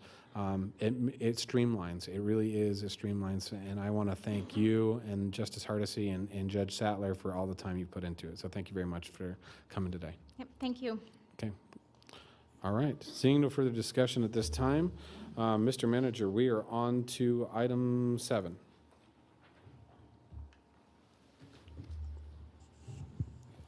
Mr. Chair, item 7 is an update on the 2017 North Valleys flood incident and possible direction to staff to, 1, affirm the continued flood response activities related to the 2017 January and February floods. 2, develop a flood response plan for the North Valley's closed hydro basins. 3, develop a flood mitigation plan for North Valley's closed hydro basins. 4, pursue the application process for a federal emergency management agency hazard mitigation grant. for the possible purchase of specific residences located within the Swan Lake floodplain that were impacted by the 2017 presidentially declared February flood. And Dwayne Smith is here to cover this item. Good morning, Mr. Smith. Good morning. Thank you for having us. For the record, Dwayne Smith, Director of Engineering and Capital Projects for Washoe County. So I have a brief presentation for you. There are several asks in the staff report. We've styled it for your individual consideration on each of those items.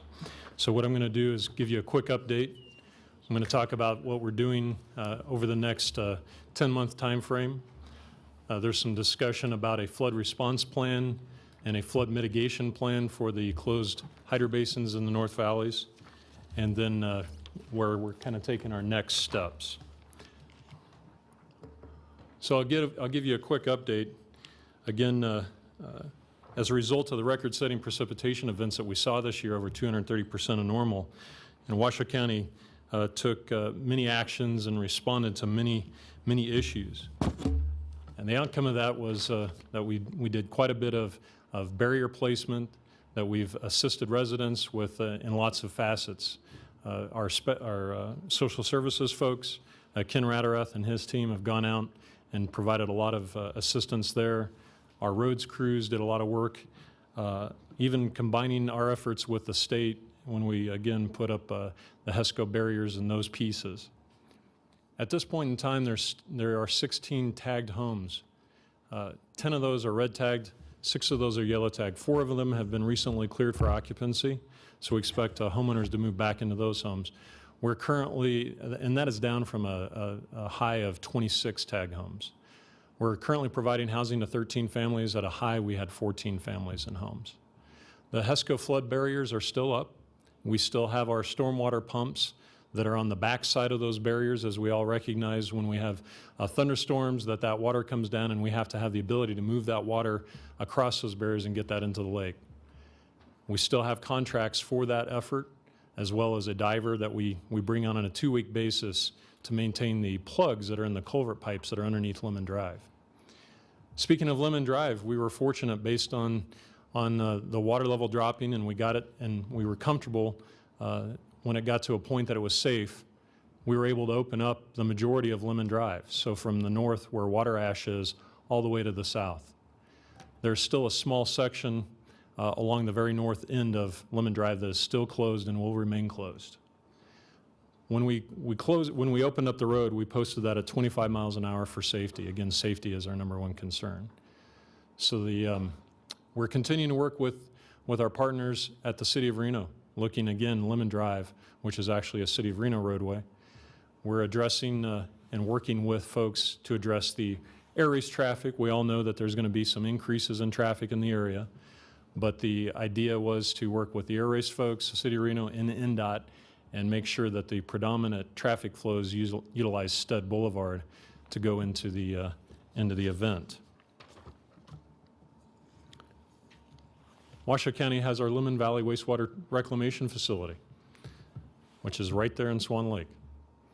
We're continuing all of our efforts to maintain that treatment plant and meet the expectations and permit requirements of the State of Nevada Division of Environmental Protection.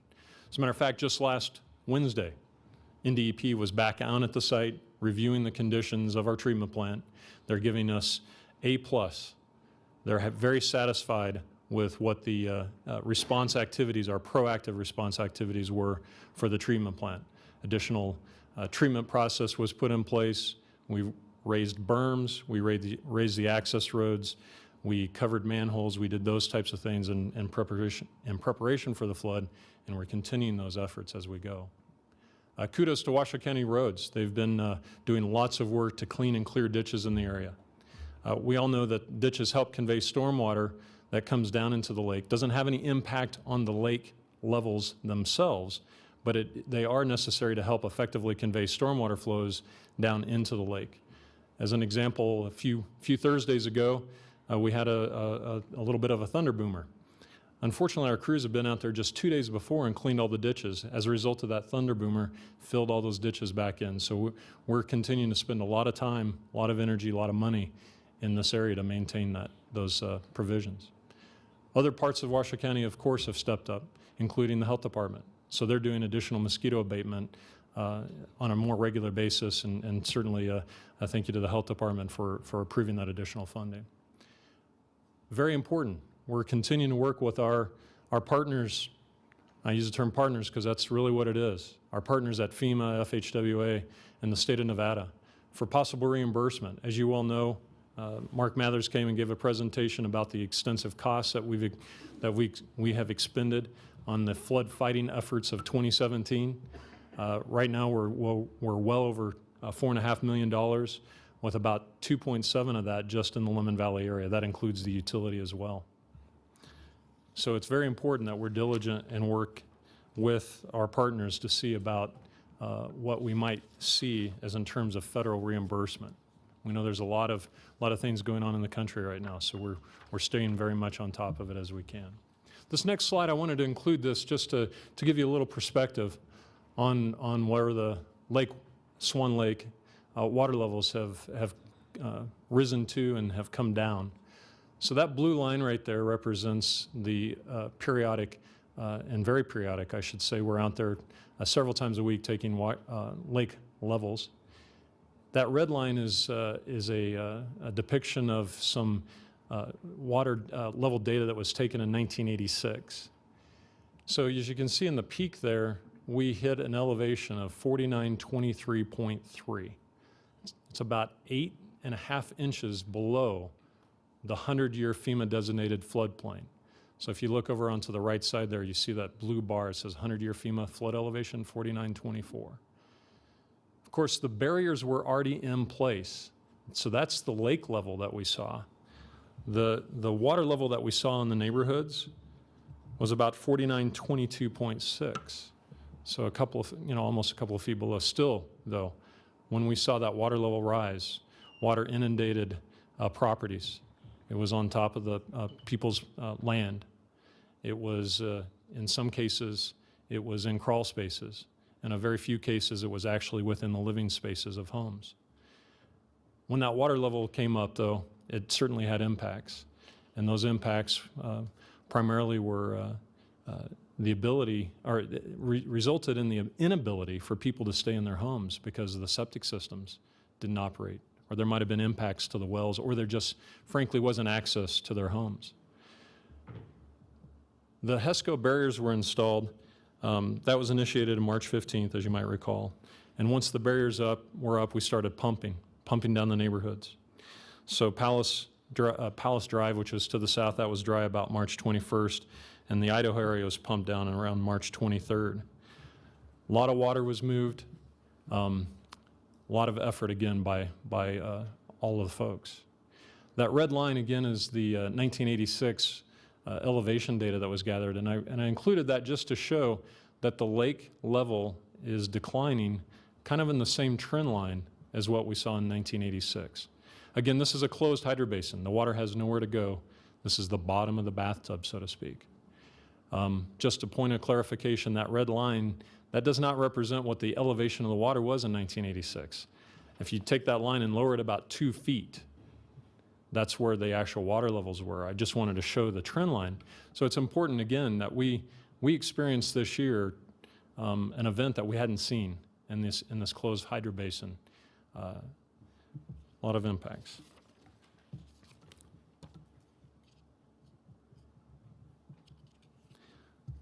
A lot of concerns over what's happening over the next time frame, the next few months. As a matter of fact, just during the break, I had one of the residents come up and express just that concern. What are you doing to help protect the residents in Lemon Valley and Swan Lake area? So we're maintaining those HESCO temporary flood barriers. Those barriers are going to stay up.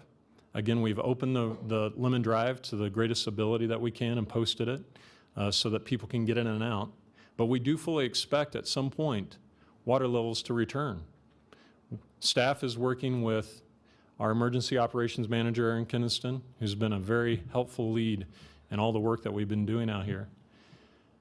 We're working with DRI, the Desert Research Institute. We're working with the National Weather Service. We're looking at what the possibility of this next winter and spring hold for us Based on that, even if we have a normal precipitation year, we fully expect water levels to return to close, if not to, what we saw just this spring. So it is our desire, we have an obligation to maintain those temporary flood barriers out there to keep that level of protection available for the residents. We're still continuing to respond to stormwater. So as we see anything from thunderstorms to snow melt, et cetera, any of that water that's deposited, we're maintaining those contracts with the pump companies and maintaining those contracts with the dive companies so that we can protect the residents out there. We're maintaining sewer plant treatment operations. Again, all these pieces are necessary. They result in approximately $70,000 a month of continuing ongoing expense. Some months have been a little bit more, closer to $100,000. So we fully expect to continue to expend those costs as we move into the next spring and about this time next year. And again, we're continuing to work with our emergency providers, the state, FEMA, FHWA. Again, I put in bold letters down there at the bottom. Maintain the existing protection level for area residents. That's our commitment, and that's what we're affirming with you today. We learned a lot from what we just went through. What I want to talk about now is one of those action items. It's a flood response plan request. I'd ask for your consideration for this. Like the Truckee River has what we call a FRAP, a flood response action plan, we need to develop a flood action plan, our flood response plan, for our closed hydrant basins. We've learned a lot this year. We learned a lot with our partners and how we respond to these types of floods. This is the time to bring this information together, define what those goals and objectives, you can read this off the screen, develop our risk assessments, define what those actions need to be and what those triggers would be for those actions. Gather all this information, provide it to our community, provide it to our residents, provide it to our emergency responders. Truckee Meadows Fire Protection District, want to commend them for all their actions and their activities this year, and the Sheriff's Office certainly. These are the type of plans that they need as well to be able to open up and look at and understand when we have this type of event, we have these levels of, for instance, snowpack, and we have certain lake levels, and we have these certain triggers that we can implement these things. A flood response plan is probably about a $75,000 plus or minus effort. So one of my asks of you today is to consider giving direction to staff to pursue developing the actual written flood response plan, a vetted plan in our community. And certainly that plan would require training, exercising, and plan updates. And again, our emergency manager, Aaron Kinniston, has committed that we get this plan in place, that he'll look for and assist with funding that might go toward this, and certainly the training, exercising, and plan updates.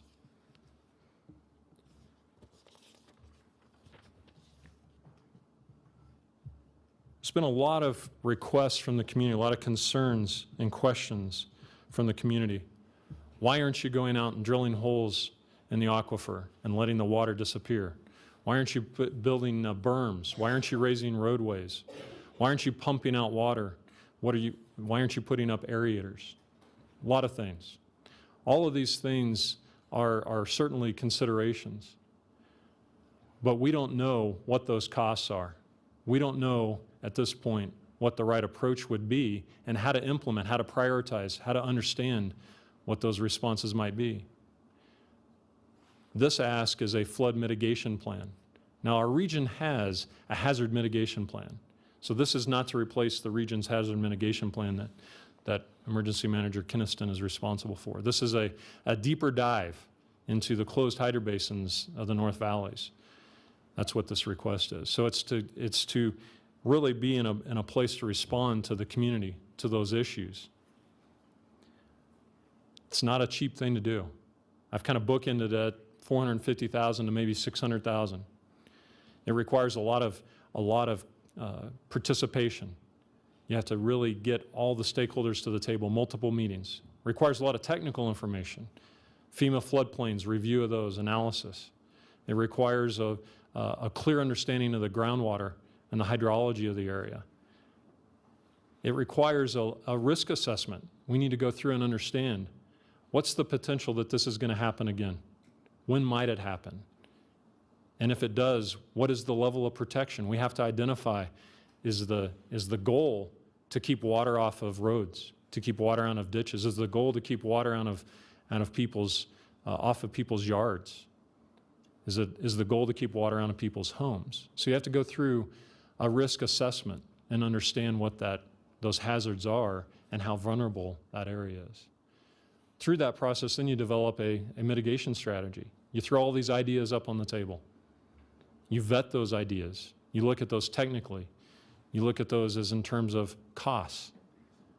A lot of these plans, my staff has gone through and taken some prior information that was developed in the 2005, 2006, and 2007 timeframe and looked at things. For instance, people have talked about, we'll build pipelines to pump this water out. So we've looked at that. We've run those costs up to 2017. We've looked at some of the considerations like easements and those things. We're talking in the $30 to $40 million price range to just be able to move some water. When you consider, there's been a lot of requests, well, why don't you go out there and dig out the lake, remove some of that material to create volume storage for flood. The lowest cost on that is probably about $35 million just to get a foot, about 1,100 to 1,300 acre feet of additional storage. So these are all significant costs. We as a community need to be in a position to respond to these questions, but we have to do it in a thoughtful way. And the only way to do that, I can't come to you with recommendations that haven't been fully vetted, that aren't transparent. There's no legitimacy in that process if I just throw numbers out at you. So a mitigation plan would be the response to go through, to develop that, to respond to those questions and develop a plan that we would then be able to potentially adapt and implement. Now, I have to be honest with you. There's been, as we look at this, these are big costs for capital projects. And ultimately, somebody's going to have to pay for those costs. There's been questions about who would pay for that. Well, any of these types of things, again, need that vetting, need that process to be put into place to be able to give those answers in the most verifiable way. People have said, well, why can't you reach out and get FEMA grant funding? Well, that would be certainly something that would probably come out of the process. As we know, FEMA's been inundated. We've seen natural disasters of magnitudes in Houston and now in Florida that we just haven't seen before. So anything that we do will have to meet FEMA's cost-benefit analysis. So I just want to throw that out there that these are considerations that would go into a flood mitigation plan.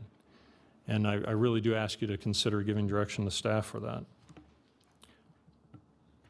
So what are the next steps? So these are kind of this is kind of lining up with what our immediate response is and our commitment to the community to maintain the barriers and the pumps and all those pieces that we have in place right now, so that as we potentially see storm and we see floodwaters rise as a result of this next year's precipitation, what else should we be doing?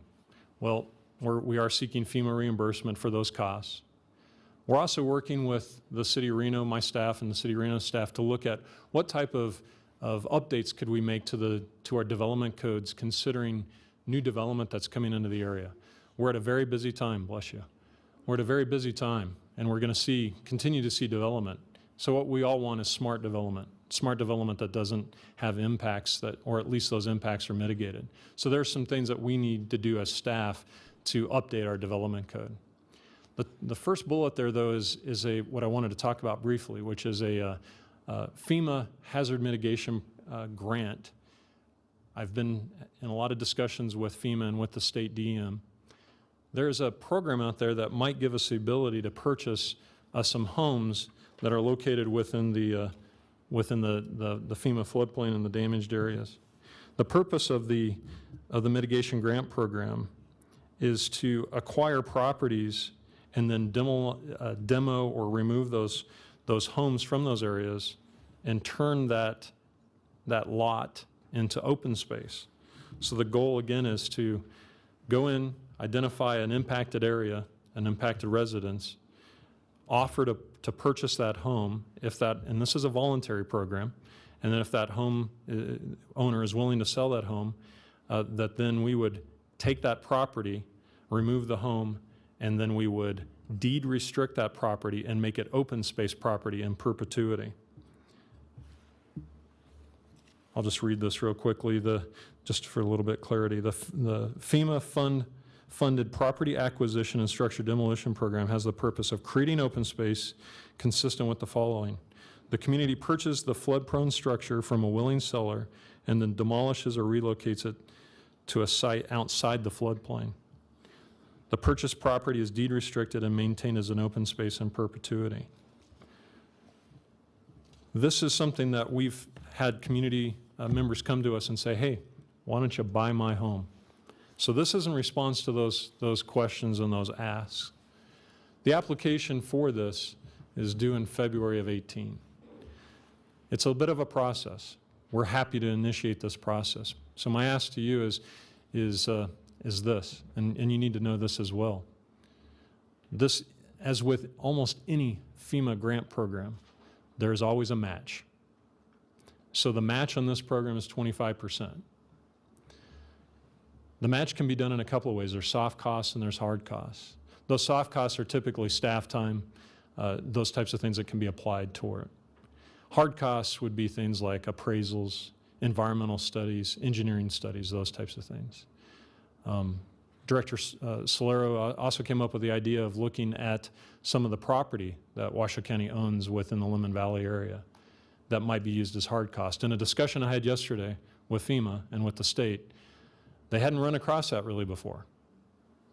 They were intrigued and they agreed that that would be something that if we do move forward with an application for this potential home purchase and demolition program, that they would be supportive of that. So I wanted to make sure that you were recognizing that, that yes, there is a cost, a commitment by Washoe County of 25%, and that we could meet that through a variety of means. There's a lot of details in this. I'd like to get your direction to initiate the application process. Before any application process could move forward, though, I'd have to meet with the individual homeowners.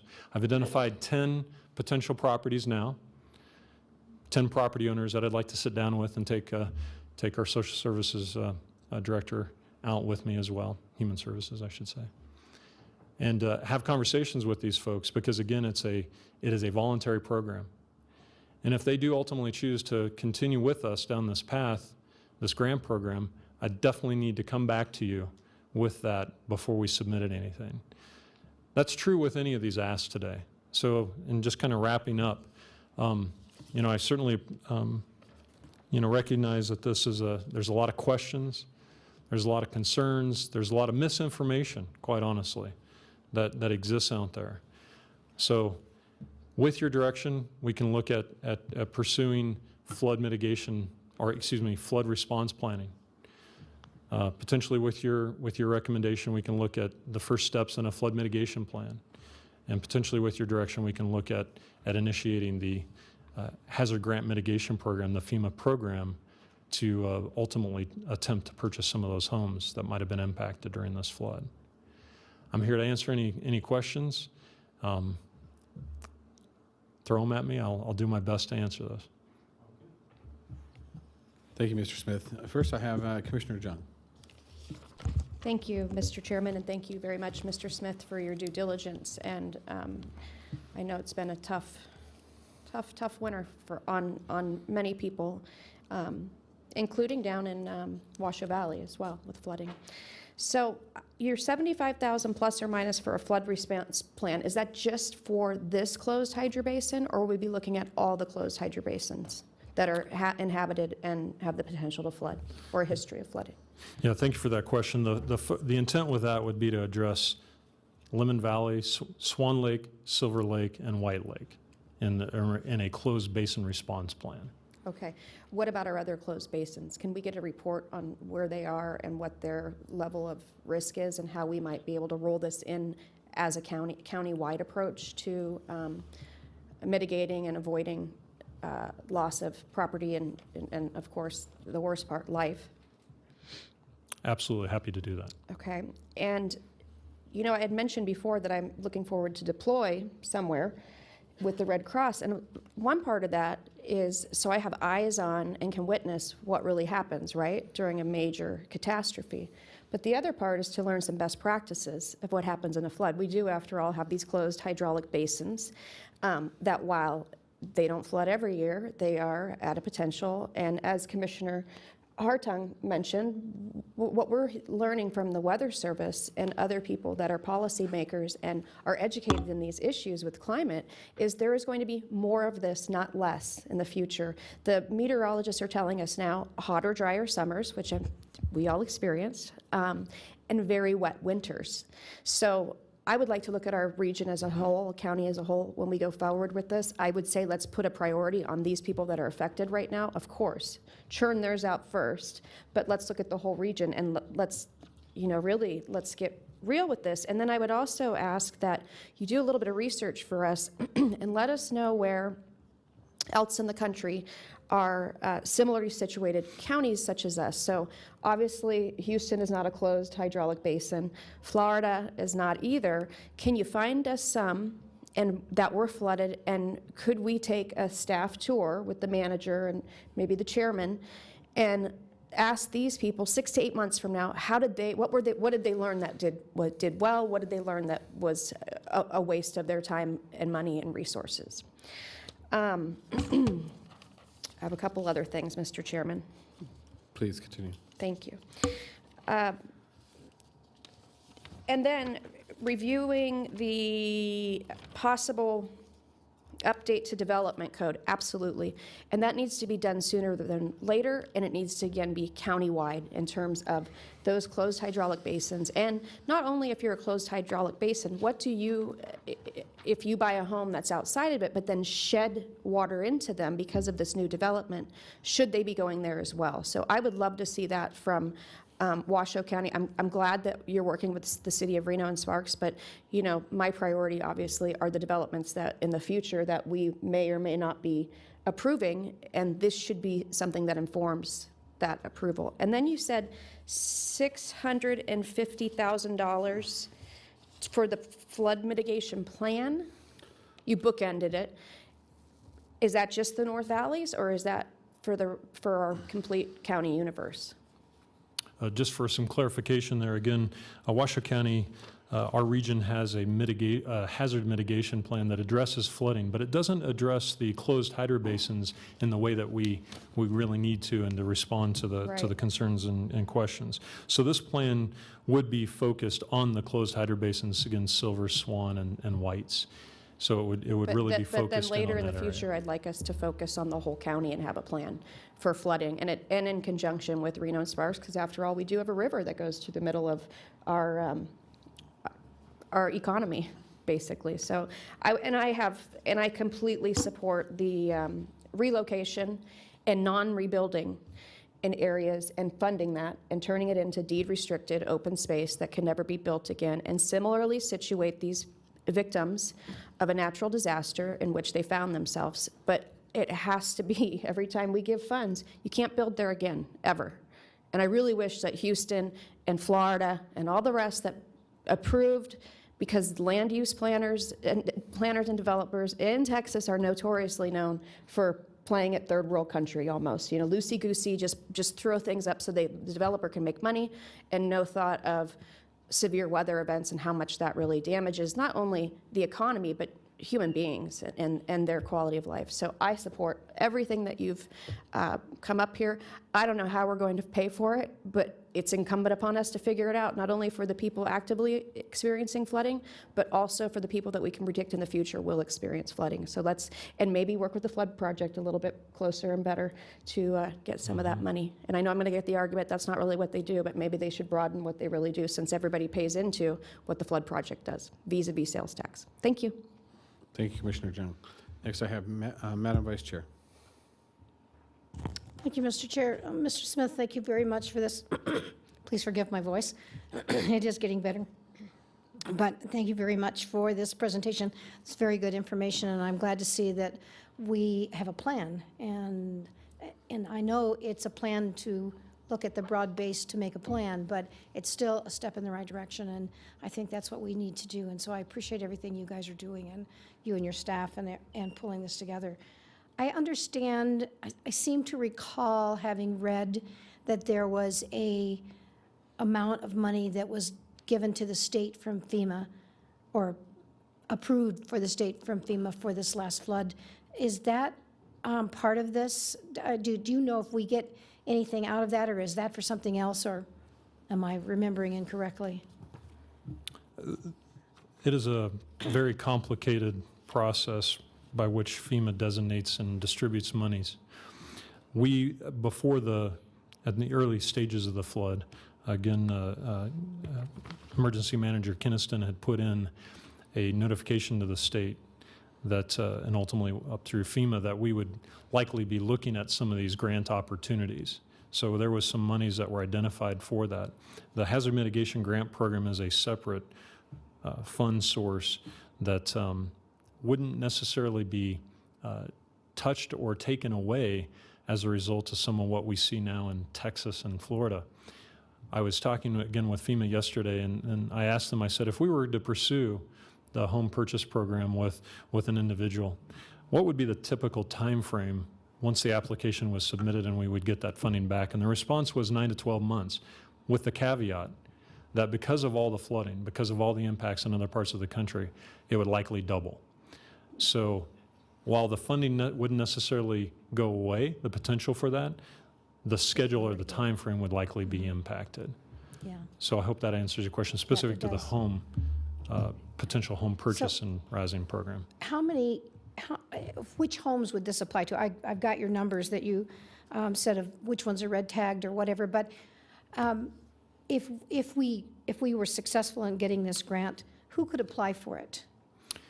The grant would be made available to any of the folks within the area and we're going to confine it to the area that was under the February presidentially declared flood, those impacts. And our focus is on those homes that either were damaged or not livable due to the floodwater elevations.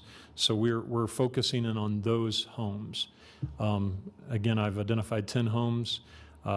With your direction, I'll reach out to each of those residents. I have not reached out to those residents specifically, sat down in their living rooms and had a conversation with them about that. That's yet to come. But certainly based on their interest and based on comments to us, I think there is a group, it may be a small group, but I think there's a group of residents that are very interested in us pursuing that. Okay, I have one other question then. I understand that there's a developer who would like to do some more construction out in Lemon Valley, and that one of the things they were talking about is putting up a barrier alongside the lake. Is that really seriously being considered, or is that just a ugly rumor? I'm not sure about the barrier, but I do know that, and have been in conversations with the representatives of one of the developers in the annexed areas of the city, that they're very interested in moving forward with development plans. So this particular developer actually put up a pump and some aerators, 3 aerators south of Deodore, and to help remove some of the water off their property. But that goes back to the comment that I had regarding our development code and looking at ways that we further mitigate. I have to be clear, the current development code does reference and requires us to follow the Truckee Meadows Drainage Manual, which has a volumetric mitigation component already. So there is already a requirement for development to mitigate that. But I think we need to take a deeper dive and look at not only the volumes, but we have to look at the situation. Because if you have a piece of property that covers, and I'm just going to use this as an example, it covers 100 acres and it's 6 inches deep. If you go and volumetrically mitigate that, and you make it 50 acres a foot deep, or 25 acres and 2 feet deep, that the surface area has decreased and therefore evaporation potential has significantly decreased. So I think we, the city of Reno, Washoe County, and certainly, again, led by our efforts, need to look at this and make sure that we're being very specific for how new development mitigates their potential impacts. So those are the types of updates that I'm looking to do with the And- development code. Thank you, that's good, because that concerns me. If we allow people to put up barriers in a specific area, and we end up with an increase in floodwaters again, then we're going to push it somewhere else, because the only way to stop that is to barrier their entire lake. And of course, obviously, right now, that's not a doable solution, but I can't see that putting up barriers is a good solution any further than we've already got. I mean, we need barriers to stop some of it, but we don't need to put new barriers in to push the flood waters into other homes, which is, I'm afraid, what will happen. And if I can just add to that, of course, any development that's done within the FEMA floodplain has to follow FEMA requirements. Right. We, as a local municipality, are obligated to enforce those FEMA requirements. So anything that's done within the FEMA floodplain is very reviewed, very thoughtful, and done to the greatest degree possible. And we would not allow, we could not, I shouldn't say would, we could not allow those anything that would have a negative impact ultimately through construction or through some type of development activity. Thank you, Mr. Smith, and like Commissioner Jung, I fully support everything you're asking for here. Obviously, we recognize there's going to be a cost associated, and how we'll end up having to pay for that cost is, I think, anybody's guess. But I support what you're asking for, and I think having a plan in place is probably the best solution we could possibly do. So thank you again for all your efforts and for your team's good work. Thank you. Thank you, Mr. Chair. Thank you, Madam Vice Chair. Next, I have Commissioner Hartung. Mr. Chairman, I would yield to Commissioner Herman, being that this is her district, if she's up to speak. She hasn't signed in, but Okay. I will turn it over to Commissioner Herman if you so chose. Commissioner Herman? Okay. I just wanted to give everybody a chance to speak on it.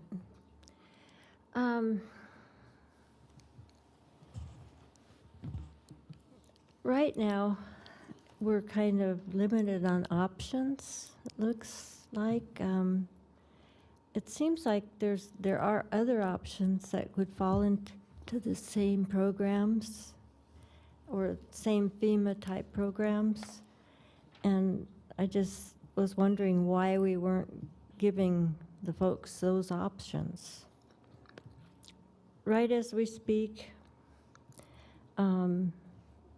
there's a gentleman that's putting in the foundation to raise or elevate his home.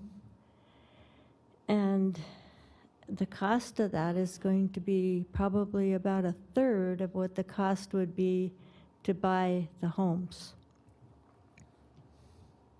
And that just averages. But some of the homes would cost a little bit more to elevate, but they'd still be, in what I've seen out there, being in the real estate business and all that, I would say that it's the 1/3 cost is the cost of 1/3 amount of purchasing the homes.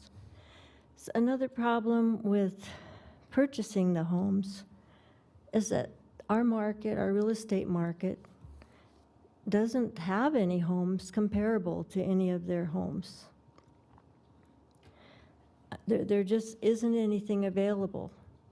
Some people that would end up almost homeless because they've got their place paid off as it is. Well, maybe they'd have enough to rent for a while, but it just doesn't seem like we're giving enough options, and I'm not sure that there's that many people that are interested in selling. I'd like to hear from the people from Lemon Valley, because it's their lives and livelihoods that are in the mix. Another problem is if you move those homes to a different property, you're going to have problems with the deeds, and I mean, there's so many things that could happen. They could lose their loans, so many different things that aren't even spoken about here. So, like I say, I'd like very much to get these folks back in their homes as fast as we can, and it just seems like we might just think about having another idea. But I would really like to hear from the folks to find out what their feelings are before we're done today. Thank you, Commissioner Herman. Commissioner Hartung. Thank you, Mr. Chair. Okay, I've got a fairly long list. Some questions were asked already, so I'll try not to touch on those. Is there, and I know that the assessor is in the audience, and one young lady mentioned that she had to pay her property taxes. Have we done some type of an abatement on those property taxes? Do we know? And actually, I don't see the assessor in the audience any longer. I apologize. I'm mistaken. He was there. Okay.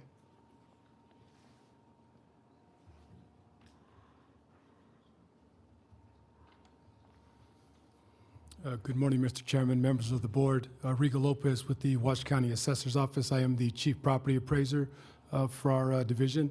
And on the consent agenda today, we did have the role change request that you approved this morning, and that was for the 16-17 fiscal year for those property taxes that were paid. So we came up with a date of when the impact took place and then prorated the 16-17 fiscal year. So the process has now been approved. Those role change requests have now been approved. Now it's a matter of going to the treasurer's office, and then they will then issue those refunds if the property owner paid those taxes in full or adjust the quarterly installments. It all depends on whether they pay them in full or whether they do the quarterly installments.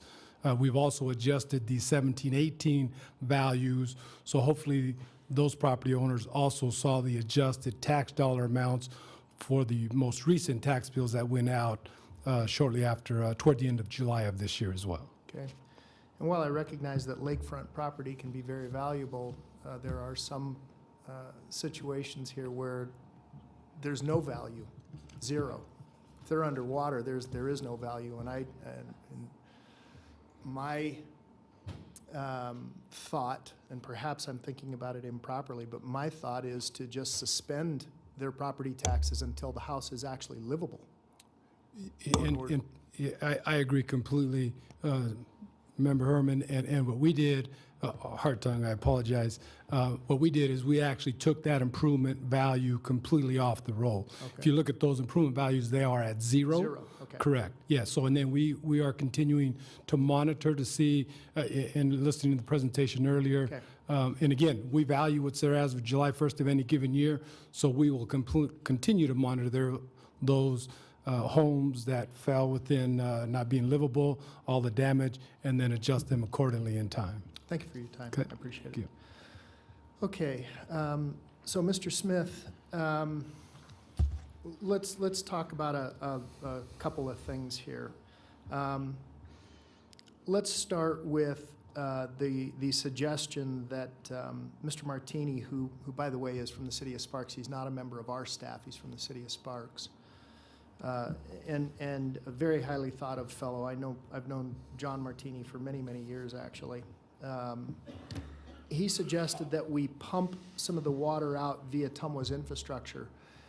And I know no one here, I serve on Tumwa. I know I don't think we've had that conversation. I'm not convinced our infrastructure can be utilized as a reverse flow, but has staff given any thought to that? Is there any viability to that idea? Through the chair, the Fish Springs water pipeline is the one that people tend to focus on. And that pipeline was not designed or constructed to move water in only but one direction. Correct. Because a lot of it's gravity. That's correct.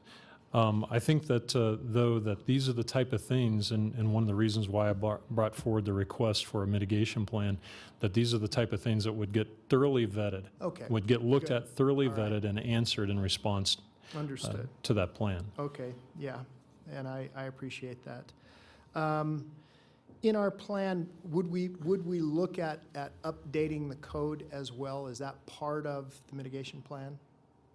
My idea is that we need. To what degree we would update the code is what I'm talking about? I think there's certain things that again, staff needs to do to update the development code immediately.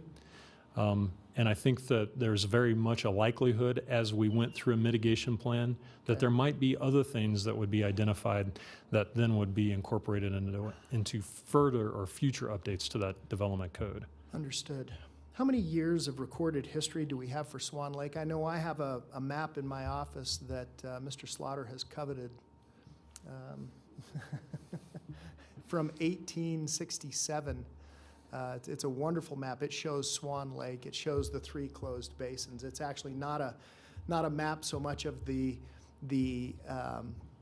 basins themselves as all the copper mines that were around. They call it the Peavine copper mines. And so I know that everyone knew at the time that it was a closed basin and that it existed.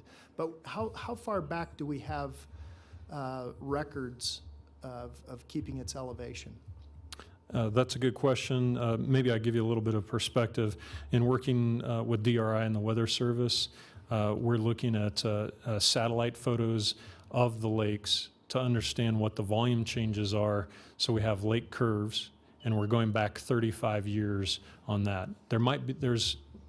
As you go further back, data can be kind of spotty and it can be questionable. So I think we have to really rely on actual, real, confirmable data as we move forward. Right, unlike, let's say, Lake Tahoe or something of that nature, which we have records of its elevations for actually many years. Right. Okay. How many houses do we actually anticipate moving? Are we thinking about? Is it the full 10, or is it some number thereof? What does that look like, Mr. Smith? In reference to the hazard mitigation grant program, it was 10 properties that we've initially identified. I think that Commissioner Herman's comments are very understandable as in terms of where some people may choose not to participate in that program. And if that's the case, then we would go on to the next person, go on to the next person. So I don't actually have a complete number for you. When I come back and give you that update, I'll have a much clearer picture at that time. Okay, so on that, when we talk about other options, when we talk about potentially elevating those homes, my issues and my concerns with elevation are literally throwing good money after bad for the simple reason, and that's why I would rather see them just moved, bought out, move them away. Elevation, from my perspective, you still have the problem of septic, you have the problem of water because each one of those are on wells, and then you have the problem of access. And so while elevating the home keeps the home high and dry, you still can't live in it. And so I don't see that as a viable option at this time. And my efforts and my direction would be exactly what my colleagues have stated, with determining the best route forward to potentially either physically moving, and maybe I'm off base, but physically moving the houses, or just relocating the inhabitants and raise the house, and you just sadly call it a day. Some of them may be so badly damaged by floodwaters that it may not be of any value, and I'm not in a position to speak about that, but that's something that staff would obviously have to investigate. But these other options, that's how I see it. Am I off base?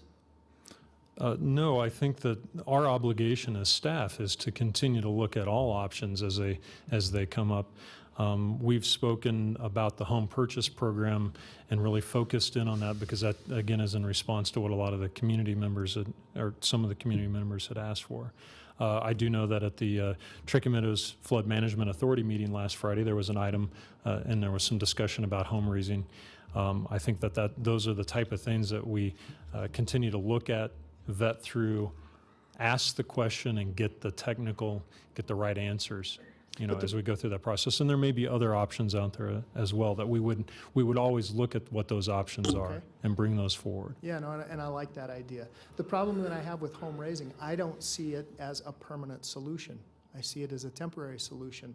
The places that I've known where home raising has been effective, one, they're on municipal services, water and sewer both, and typically the flood waters come in and they fairly rapidly recede, say even within a week or so. And if we knew that was going to occur, I could wrap my arms around home elevation.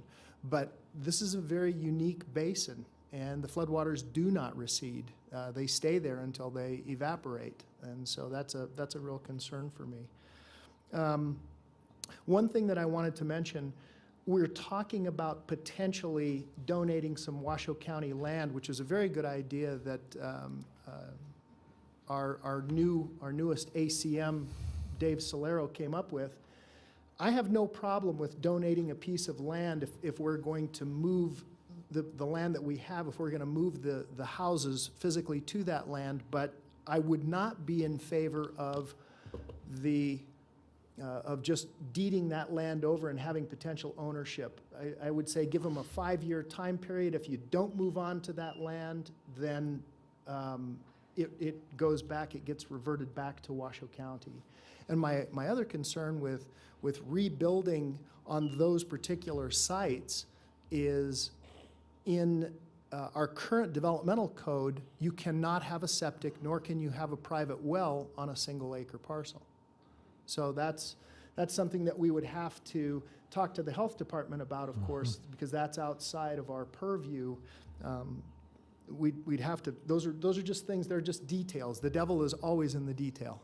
And so those are the kinds of things that we'll have to look forward to see if that's the best way, or to just give them some money and try to get them into something comparable and work that direction. Last thing, if I may, Mr. Chairman, and I'm sorry to take up so much time. I'm looking for a permanent solution. I don't want a Band-Aid. I don't want to continue to throw money at things that are not permanent solutions. You've heard me say this before. In Spanish Springs, we came up with a permanent solution. It costs us every single month. We pay a $9.31 fee in Spanish Springs. And you have to remember that there's a lot more residents in Spanish Springs. The people in the city of Sparks also pay into a stormwater utility program.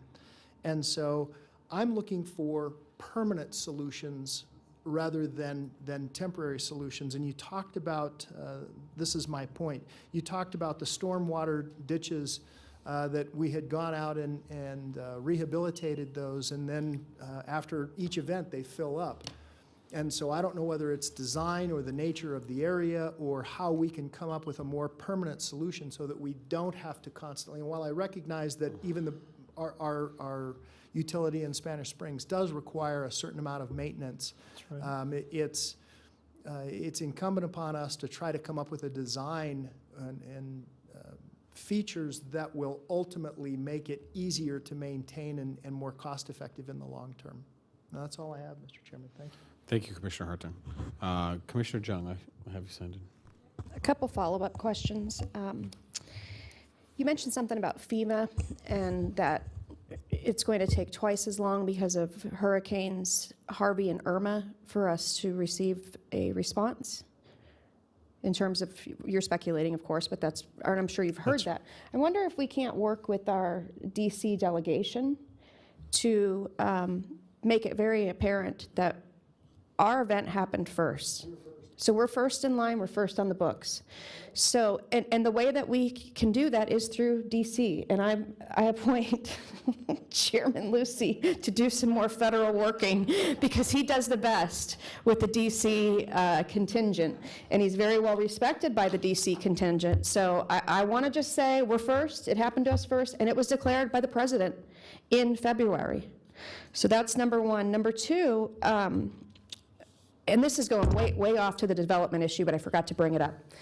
Let's also look at the feasibility and the best practices and the legality of having new developers come in and holding bonds for so many years for construction defects, flood issues, those sort of things that they have to hold for so long, or they don't develop. That they hold this paper in escrow for people who they have and can be proven to have affected with their new development. And then finally, I was speaking to a good friend out in the hall. She's actually sobbing in the bathroom. I hope she's not mad at me for saying that. And yes, she has insurance, and she's blown through it, getting her property back together, septic and sewer. And most importantly, she couldn't relocate because she had dogs. we need to look at that too. Animals are people's everything these days, and I mean, I live it, a replacement for having human children. So that policy needs to change, and we need to have a better relocation system. And then secondly, she mentioned she's gone through a lot of costs because the animals that stayed there got kennel cough, parvo, et cetera. And can we go back to our regional animal services, who, by the way, are flush with cash, and see if they can't reimburse some of these people if they had to house their horses, if their pets got sick, and they can prove it, right, that they paid for it and they went to a vet. There is no reason why regional animal services cannot reimburse them. And if it's not them, let's take it from a different fund. But that needs to be completely reassessed as well. If you have animals, you can't be rehoused with us. I mean, that seems very 1950s to me, and I'm sure it's because we haven't really looked at this code in a while. So those are my three other cents that I wanted to throw in there, Mr. Chairman, and it looks like the district attorney is ready to pounce. Getting pulled over, Mr. Chairman. I never pounce, and I don't have the ability to pull anyone over. No, it's just when you're gonna, the item is styled as a discussion about the flood and future mitigation problems and how that's gonna get resolved. And it's just potentially running a little far astray to check in with regional animal services. However, there is the ability for any board member later on the agenda to request that something be agendized for the future on that. Thank you, Mr. Waltzfield. Commissioner Hartung, you're signed back in. And this was brought to my attention, something that I've said in a number of meetings with respect to home elevation, and the question also comes back to relocation. Home elevation, was one that was done via TRFMA, which is the Truckee River Flood Management Authority, in Hidden Valley, and that person is still wrangling with the IRS because it's a taxable event. You have now just increased the value of your property by said amount, and the IRS wants their cut. Death and taxes. That's it. Those are the only two sure things, sadly. Would that same issue apply to relocation?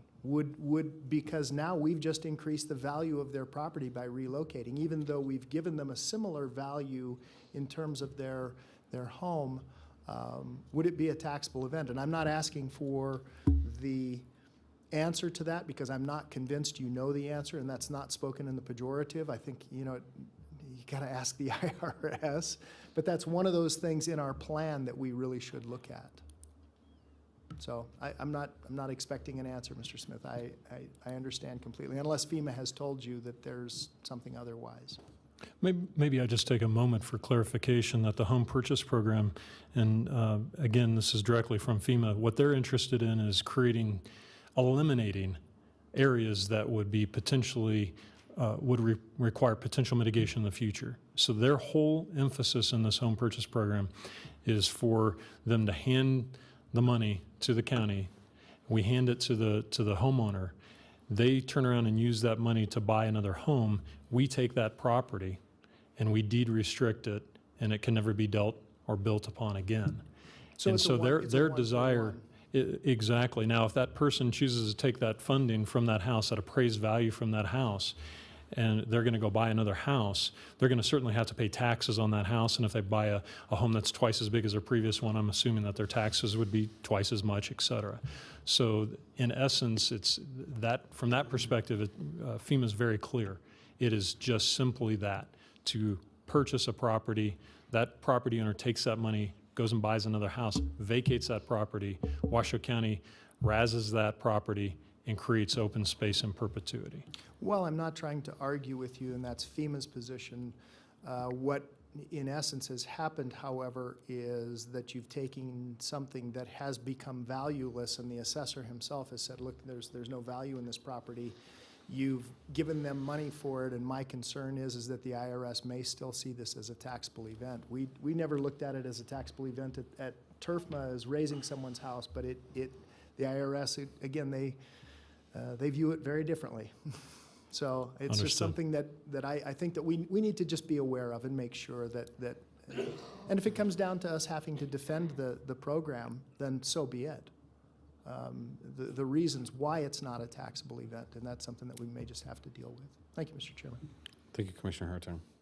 Okay. Seeing no further comments from either of the commissioners, I'll make some brief comments here, and we'll move on to public comment. Couple questions. Mr. Smith, to date, what are our costs so far in regards to a response to Lemon Valley?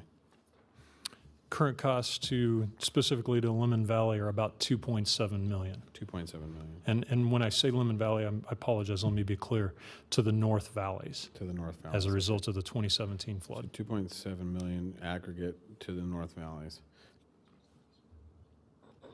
Is that for everybody? Is that for us? Is that City of Reno? That is just Washoe County's component. That does not include the state, does not include anybody else's cost. Do you have a That is total just- number of a total investment in thus far? Mr. Solero, do you have that number by chance? Okay.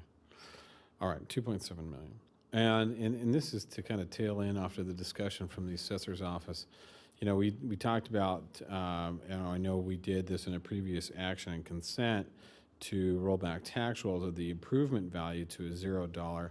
But when you talk about a taxable assessment on land, when the land is truly unusable, when the land is underwater, I think there should be some special discussions in regards to potentially adjusting for land that is truthfully unusable. As long as it remains underwater, that we need to assess land as unusable. And then, you know, I've never purchased the bottom of a lake, but I don't think that really is something we can tax upon.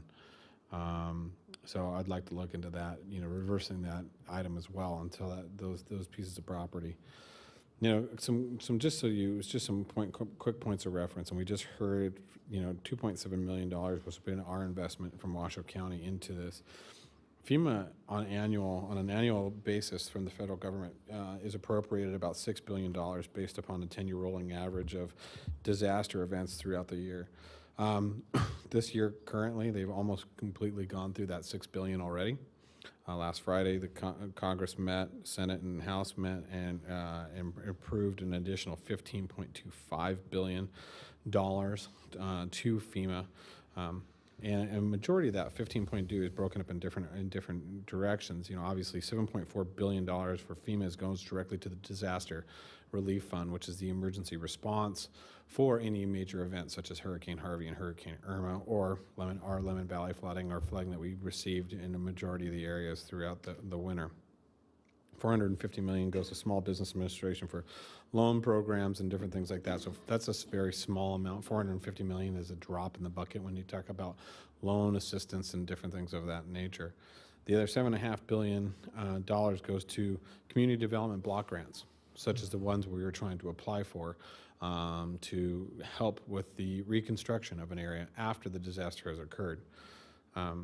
Right now, current costs of Harvey are about estimated around $180 billion.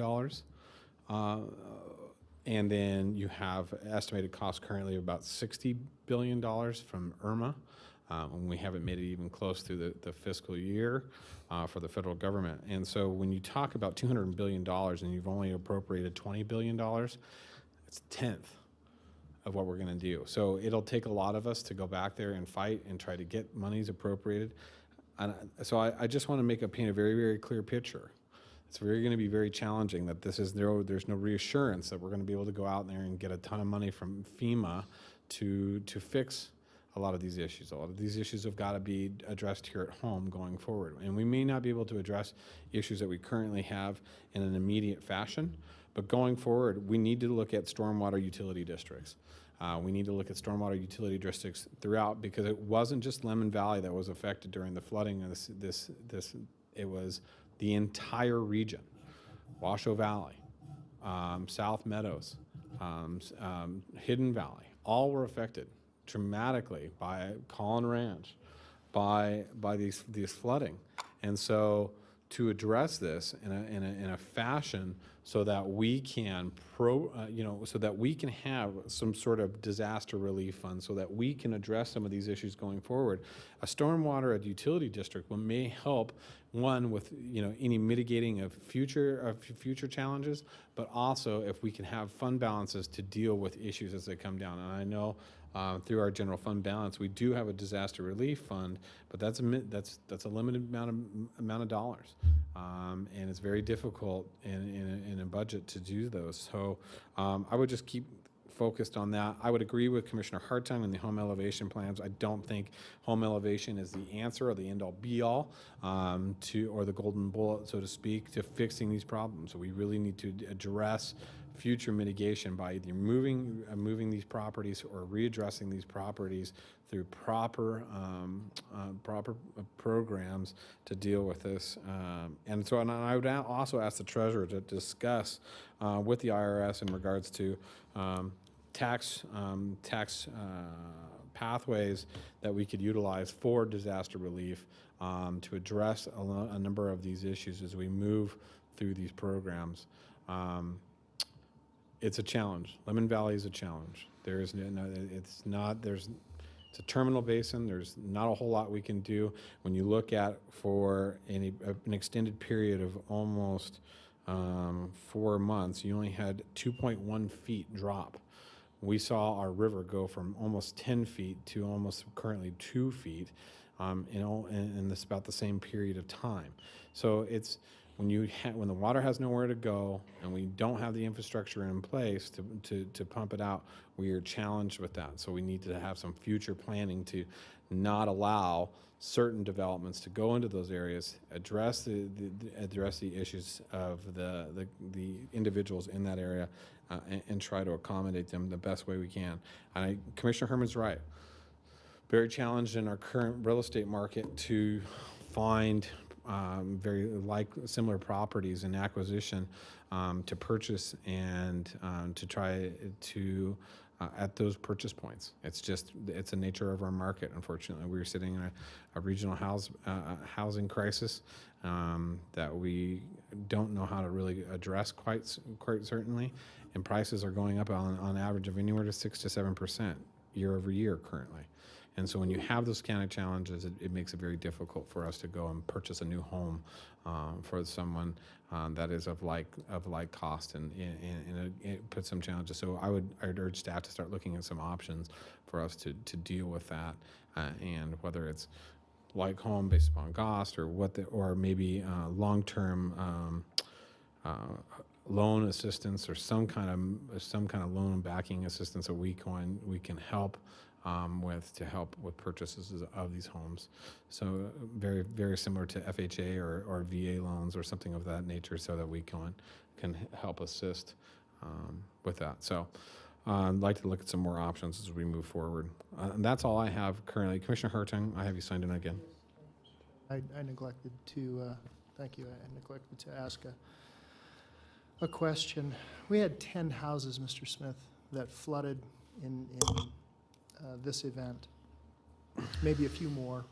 I noticed on the graph that you gave us, that was your page number 4, it shows the 100-year FEMA flood elevation at 4924. How many houses are inside that or at or below that level of 4924 that didn't get flooded in this event? Or how many houses do we have that we potentially could be dealing with out in Lemon Valley?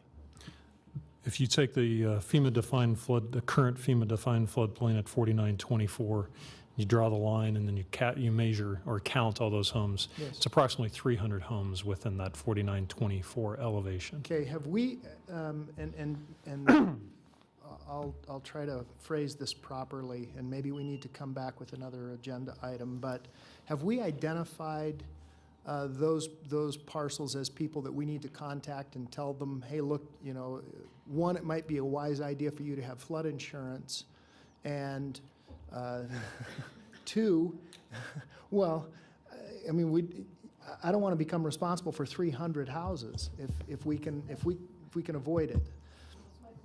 Yes, and that's it's a salient point. Believe me, it's well taken. That's the first thing, and then something I mentioned earlier on, and maybe it's part of our plan, is how do we possibly assist if people can't afford to purchase flood insurance?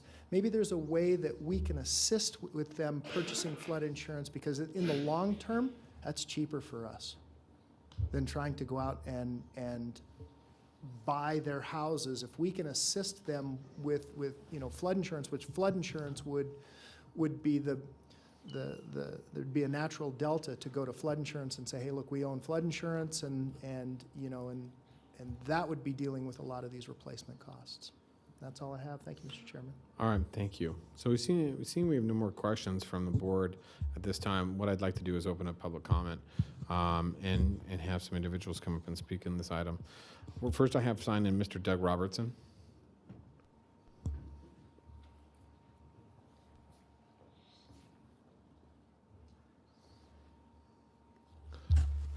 Good afternoon, Thank you Mr. very Robertson. much for having us.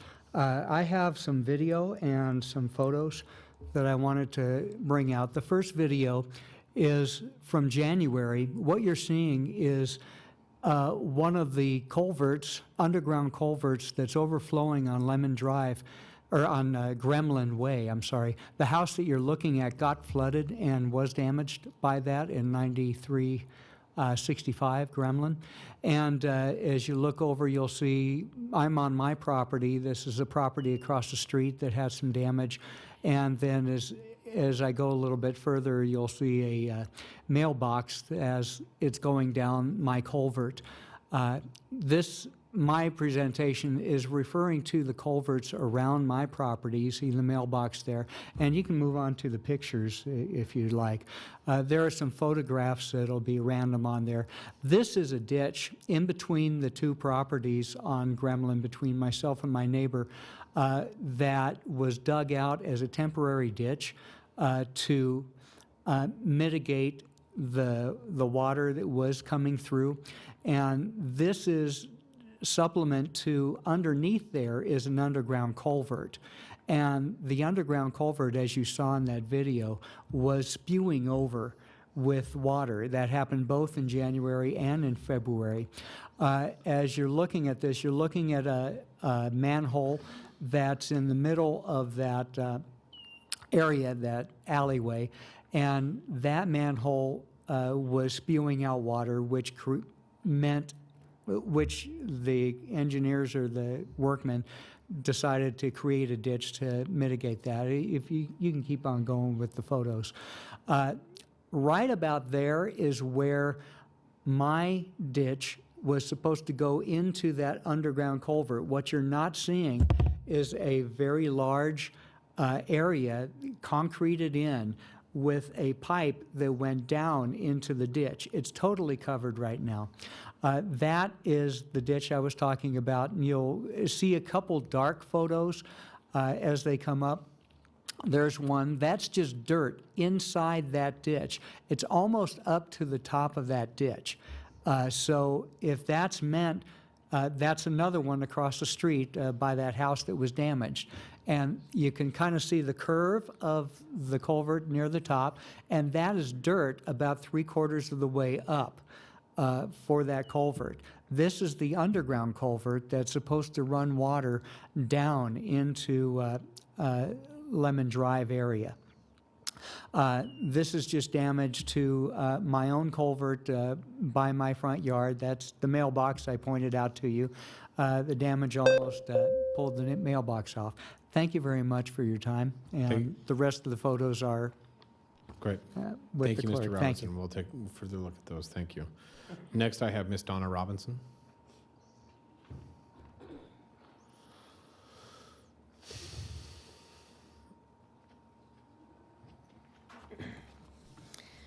Good afternoon, Donna Robinson for the record. My plan today was to come and listen to what the staff reporting was by Mr. Smith, and I've heard some very promising things. I've also heard some very not promising things. We've been in this emergency since January 9th when I first came and talked to you about my property being flooded. I am still not in my home. I just found out that the Small Business Administration is going to approve a loan for me to fix my house. They have estimated my damage to my house at $106,000. Okay? My flood insurance gave me $500. Whoop, whoop. All right. Sorry, Commissioner Hartung, but flood insurance is not worth the paper it's written on. And that's because FEMA writes the policies. And our problem out there is differential movement of the soil, because the water inundated the clay soil and moved our homes and damaged our homes. They don't cover that. They don't cover our wells. They don't cover our septics. So there's a big problem with flood insurance. You can have all the flood insurance you want, but they're not paying out. They're finding reasons not to. Upcoming winter, according to the Farmer's Almanac and weather services that we've talked to, is that we are in for a severe winter, a wet winter. What is being done? We've done all this talking about, we're going to talk about plans. Let's talk about plans. It's 9 months into this disaster. Why isn't there already a plan done of how we're going to mitigate this from happening to these homes again? I finally got my animals back on my property. I'm still not living in my home. I go there twice a day to feed them. What are we going to do about snow plowing when this winter comes? You can't snow plow Lemon Drive right now. Wait and see is unacceptable. We need a plan now, and we ask that you direct Mr. Smith and Mr. Salerno, no offense, that we get on this immediately and communicate with the residents out there so we know what's going on. I'm glad to hear that we're looking at developments and we're going to make some changes. Keep us in the loop. We ask, and thank you. Right now, they're out there working on the ditches. Thank you. At least that's getting done.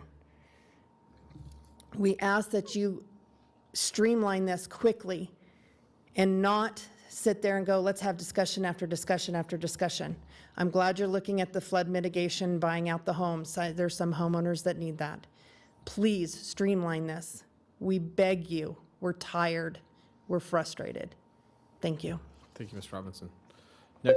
Next I have Miss Nikki Berry.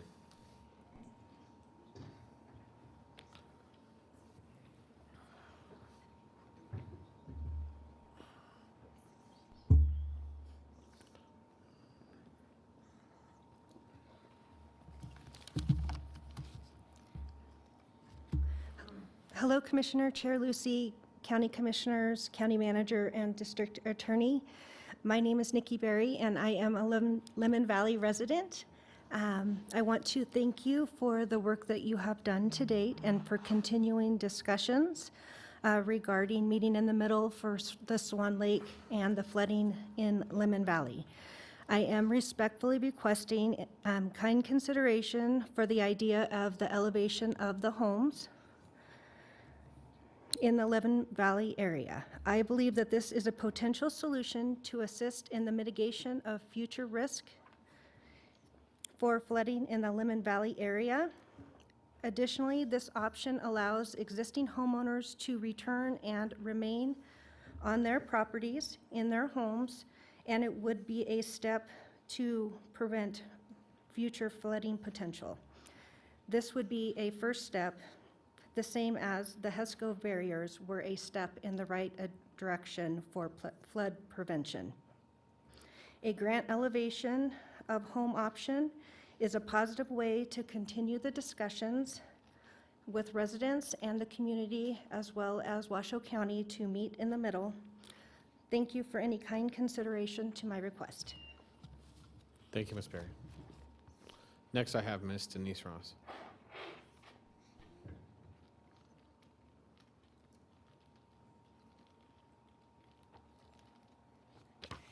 Okay, thank you. I'd like to thank Mr. Solaro and Mr. Smith and all of you for all the work you have done for Lemon Valley residents. And I apologize if I come across as being abrupt at times, but I hear the complaints day after day after day of the struggles that these folks have to go through.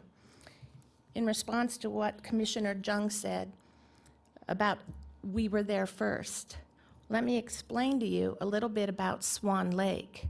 We have engineer reports from decades ago that discuss the balance of the aquifer and what continuous building will do to Swan Lake specifically.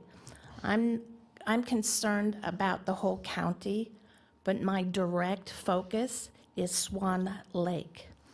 If you continue to pipe water in from Fish Springs and you continue to build homes, and those homes water their lawns, and those homes use sewage, the sewage gets treated, the water gets dumped back into Swan Lake.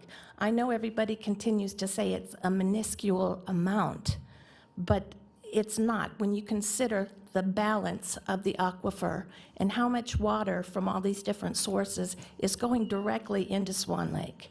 Like I said, we have engineer reports from years back discussing how they recommended against raising the amount of water and how the effects of continued building in our area, and I'm talking about commercial as well as private, how it's going to affect our lake. We can keep going on and on about how we're going to respond to this, but until we stop pouring the water into the lake and we stop the imbalance of the aquifer, we're never going to eliminate this problem. If you'd like to see some of those reports, I'd be happy to email them to you. Thank you, Ms. Ross. You're welcome. All right, seeing no further public comment, I'll bring it back to the board at this time. So at this time, I'm looking for a motion at this time from my fellow commissioners. Or do you want to do it? Madam Vice Chair. Go ahead. Okay. Thank you, Mr. Chair. Excuse me. I would make a motion to affirm the continued flood response activities related to the 2017 January and February floods, to develop a flood response plan for North Valley's closed hydro basin, 3, develop a flood mitigation plan for the North Valley's closed hydro basin, and 4, pursue the application process for a federal emergency management agency, FEMA, hazard mitigation grant for the possible purchase of specific residents located within the Swan Lake flood plan that were impacted by the 2017 presidentially declared February flood. We'll second that with some discussion. All right, I have a motion by Madam Vice Chair, second by Commissioner Hartung. Further discussion. Commissioner Hartung. Thank you, Mr. Chairman. So your motion, if I may, Madam Vice Chair, is essentially everything that's outlined in the staff report for the recommendation. That would be correct. Okay, good. I wanted to make sure that it was all in there. And I would further, and I don't know whether this takes a motion, but I would further direct Mr. Smith to look in. I'd love to see those engineering reports. I'd love to see them, and you know, to talk about how they. And I know this is not part of the motion, but I'd like to see how they're actually affecting the rise of Swan Lake. Great. Mr. Chair. Yes. I'd also like to direct Mr. Smith to when you're when you're working on this proposed application for FEMA, that we're really clear about which properties are included in that. Because as you pointed out, 300 homes, and as Commissioner Hartung pointed out, that is a grave concern financially. And so assuming we get this grant, it will be based on the number of homes that we dictate, not the number of homes that are potentially in the floodplain. And I think that we need to be very clear about where those are. So I'd like that to be included in your whole study. Thank you. Further discussion. Commissioner Herman.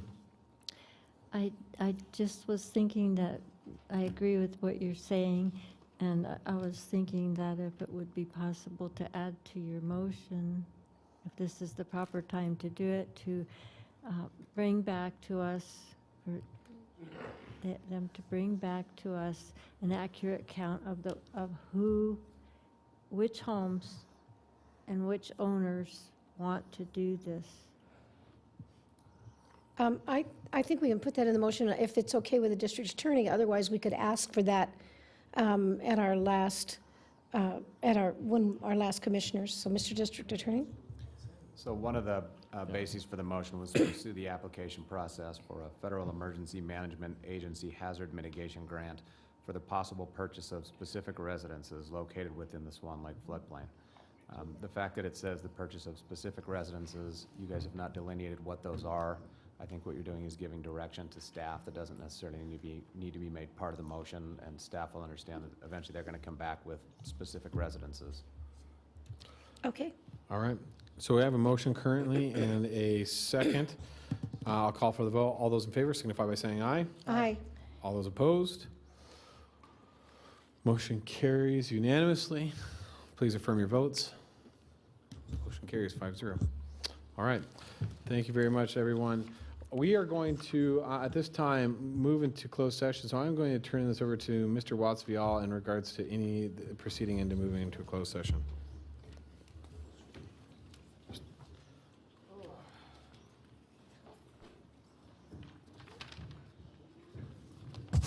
All right, Mr. Chair, item 25.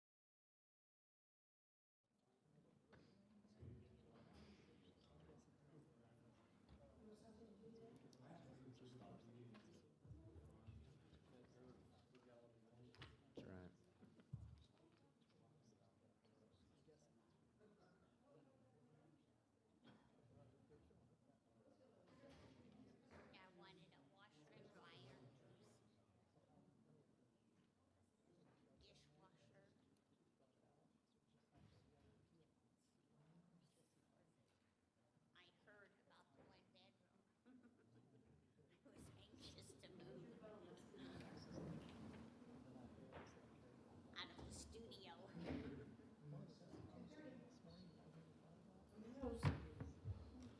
All right. Welcome back, ladies and gentlemen. We are back in session from our brief recess and closed session. At this time, we are going to take item 25. So, Mr. Watts-Vial, if you could take us into item 25, please. I can. Item 25 is a work card permit appeal for Robert Dickens. The Washoe County Commission will adjourn from the Commission chambers and reconvene in the County Commission caucus room at 1001 East 9th Street, Building A, second floor, Reno, to consider the work card permit appeal for Robert Dickens. The hearing will be a closed session to discuss the applicant's character or other matters under NRS 241.030 subsection 1. Following the closed session, the commission will return to open session in the commission chambers to take action on the appeal and finish the remainder of the September 12, 2017 board agenda. For the record, earlier a motion was made and passed by the board to enter into a closed session upstairs. The closed session was held. Evidence was presented. The board was not allowed to discuss or to deliberate at that time, and now is the time for that to happen. Thank you, Mr. Watts-Vial. At this time, I would entertain a motion based on, and actually what I would do, Mr. Dickens, is there anything that you would like to come down at this time and say? Let me just do it. I wouldn't.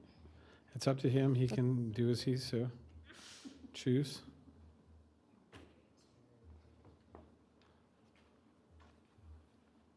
Yes, there is something I would like to say. It was something I didn't add earlier of the thing, a couple of things that I'm involved in today.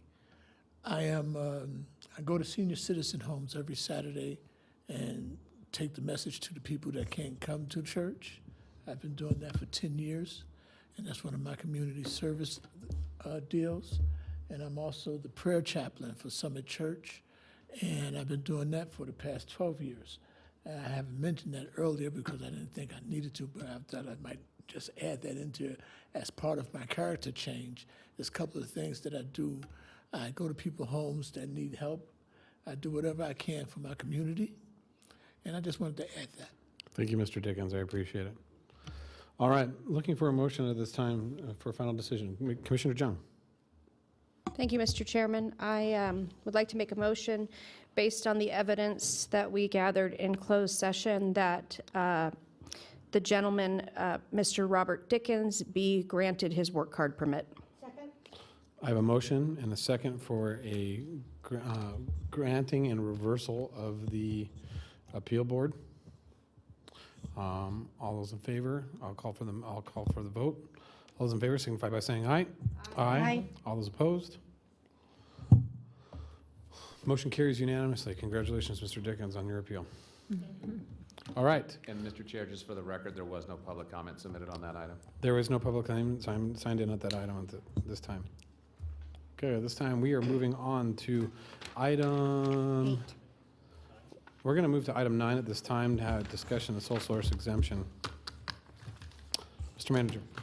Mr. Chair, item 9 is recommendation to approve the sole source exemption and contract to purchase government software assurance, appraisal and assessment software and professional services in the amount of $707,200 to convert real and personal property assessment systems into one integrated system, and authorize the purchasing and contracts manager to execute the agreement and authorize the expenditure.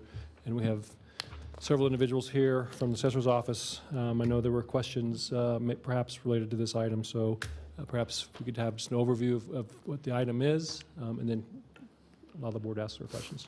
Welcome, sir. Hey. For the record, Doug DeVay, I'm the lead department programmer analyst for the assessor's office. And with me, Mike Clark was here this morning. He was very sorry. He had a meeting down in Carson City with the State Board of Taxation that he had to go to this afternoon. I also have Riga Lopez with me. He's our chief appraiser. And GSA's local representative, Josh Wilson. Larry Zerbel with GSA had planned on attending, but he lives in the Orlando area, and the airport is closed due to Hurricane Irma. The request before you is for the purchase of an appraisal and assessment software from Government Software Assurance Incorporated, GSA. It includes the conversion of both our real and personal property CAMA systems. CAMA is Computer System Mass Appraisal, into one integrated system. The request also includes a 3-year maintenance contract. The funds for this request are coming from the Assessor's Technology Fund, which was established by NRS 361-530.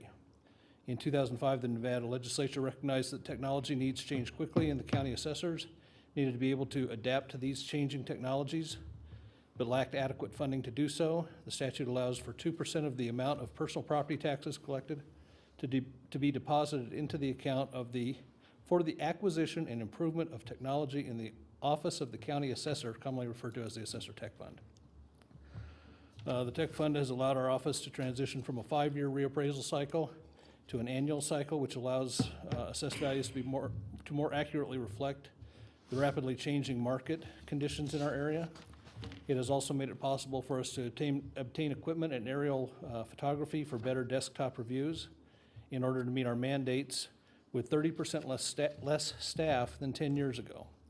This particular contract will promote the further efficiencies by granting appraisers field data collection capabilities and streamlining workflow processes.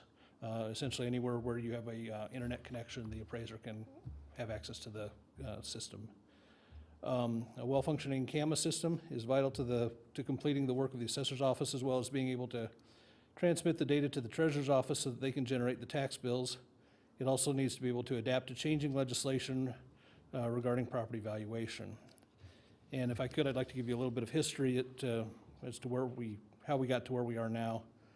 Prior to 1998, we had a system called Penimation.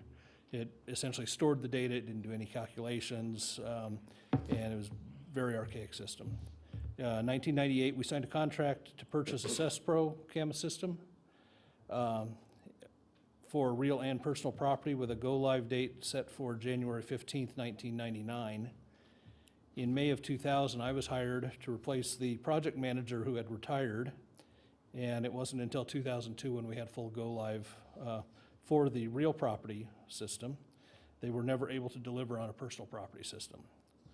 So in 2008, we contracted with Software Techniques to purchase custom CAMA for personal property.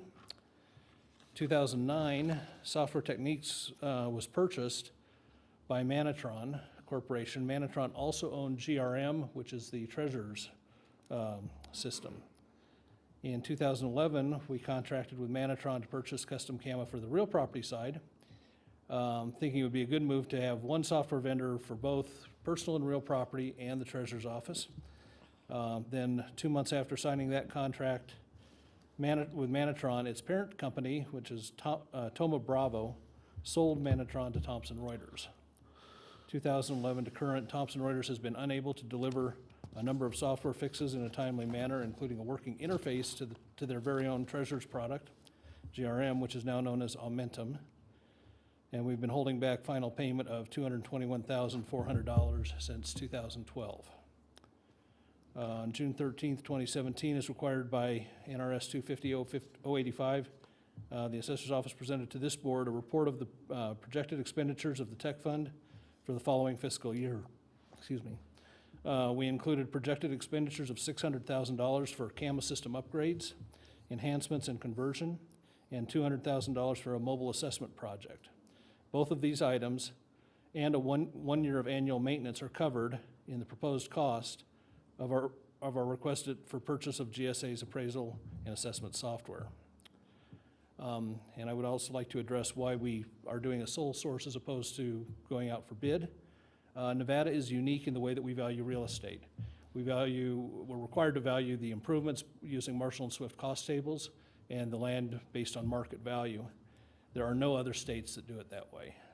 There are only 3 CAMA vendors that have experience in Nevada, one of which is the one we contracted with in 1998 and failed to provide a personal property system. The second is the system that we are currently on, which has failed to provide us with a working interface to the treasurer's office.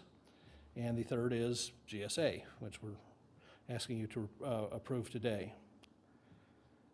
The second reason is the developers at GSA also developed our current assessment software prior to it being acquired by Manatron, Thoma, I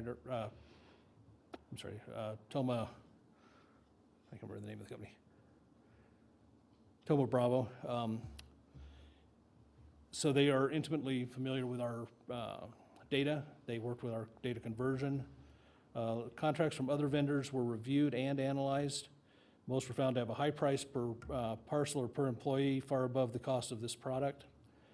12 counties in Nevada have recently contracted or are in the process of contracting with a new CAMA provider through sole source agreements with conversion and maintenance costs significantly higher than GSA's proposal. And I actually took a look at Humboldt County's contract, which has become public record. Humboldt County has 17,000 real property accounts, 5,000 personal property mobile home accounts, and 500 personal property accounts for a total of 22,500 accounts. According to their contract, the 5-year cost of their new CAMA system will be $592,079, which works out to a cost of $26.31 per account over 5 years. Washoe County has 176,774 real property parcels, 8,685 personal property mobile home accounts, 22,000 personal property accounts, for a total of 207,459 accounts. GSA is projected to cost $883,200 over 5 years, which works out to a cost of $4.26 as opposed to the $26.31 for the system that Humboldt County chose. And then finally, while software and professional services are not subject to the requirements of competitive bidding, a cost analysis was still done. Similarities with our current system allow for significant cost savings in conversion, development, and training, while providing enhancements and fixes to our current provider has been unable to deliver over the last 5 years. and a conversion to a new camera system is not a proposition we take lightly. In fact, when we did our last conversion, I said I would retire before we did another one. I'm not looking forward to this, but it has to be done. So in conclusion, we respectfully request that the board approve the sole source exemption and contract to purchase GSA's appraisal and assessment software. Okay. I'm more than happy to answer any questions. Perfect. Do you have a question, Commissioner Archer? Okay. Just, and this is, perhaps I just don't understand the system. Under fiscal impact, it says that no county general funds will be used for the purchase and implementation, which I am pleased with. This project will be funded by the Washoe County Assessor's Office Technology Fund. How is that fund revitalized? How is it funded? Okay, by, let's see, I have that here. NRS. Where does the money come from, though? I'm not looking for the statute that makes it legal. I'm looking, where does the money, how is it? Basically 2% of the personal property revenues go into the technology fund. I see, okay. Okay, thank you. Thank you, All right. Mr. Chairman. And sir, I have a question, my quick question, I'm sorry. I have, my question, sir, is, the timing of this is because our current system is enabled to integrate with the treasurer's offices on the personal property. Is that how I understand it? No, we do not have. I guess what's the driving force of the reasoning for the software purchase? We do not have a working interface to pass information back and forth between the treasurer's office and the assessor's office.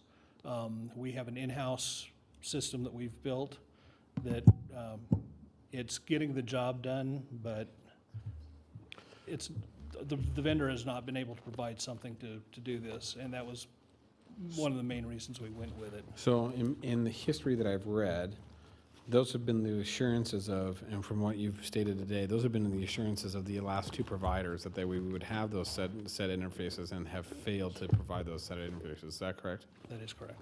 Okay. So what is the assurance that the government software, or GSA, is going to be any different or any more likelihood to create that interface? Or what are the challenges? Are there any recovery built into that for $700,000? Right. Josh, do you want to address that, or? Mr. Wilson. Thank you, Mr. Chairman, Commissioners. Josh Wilson, representing GSA this morning before you, or this afternoon, excuse me. To be honest, as of last Friday, I was not involved with this company. This is totally a byproduct of IRMA. When I recognized that the assessor's office had this on their agenda item, and I recognized Larry wasn't going to be able to make it from Florida to be here today. So I'm going to answer off the cusp based on my experience working with Larry Zerbel through both Custom Cama as well as Manatron. And ultimately, in my opinion, the GSA follows through on what they say the design document is going to be.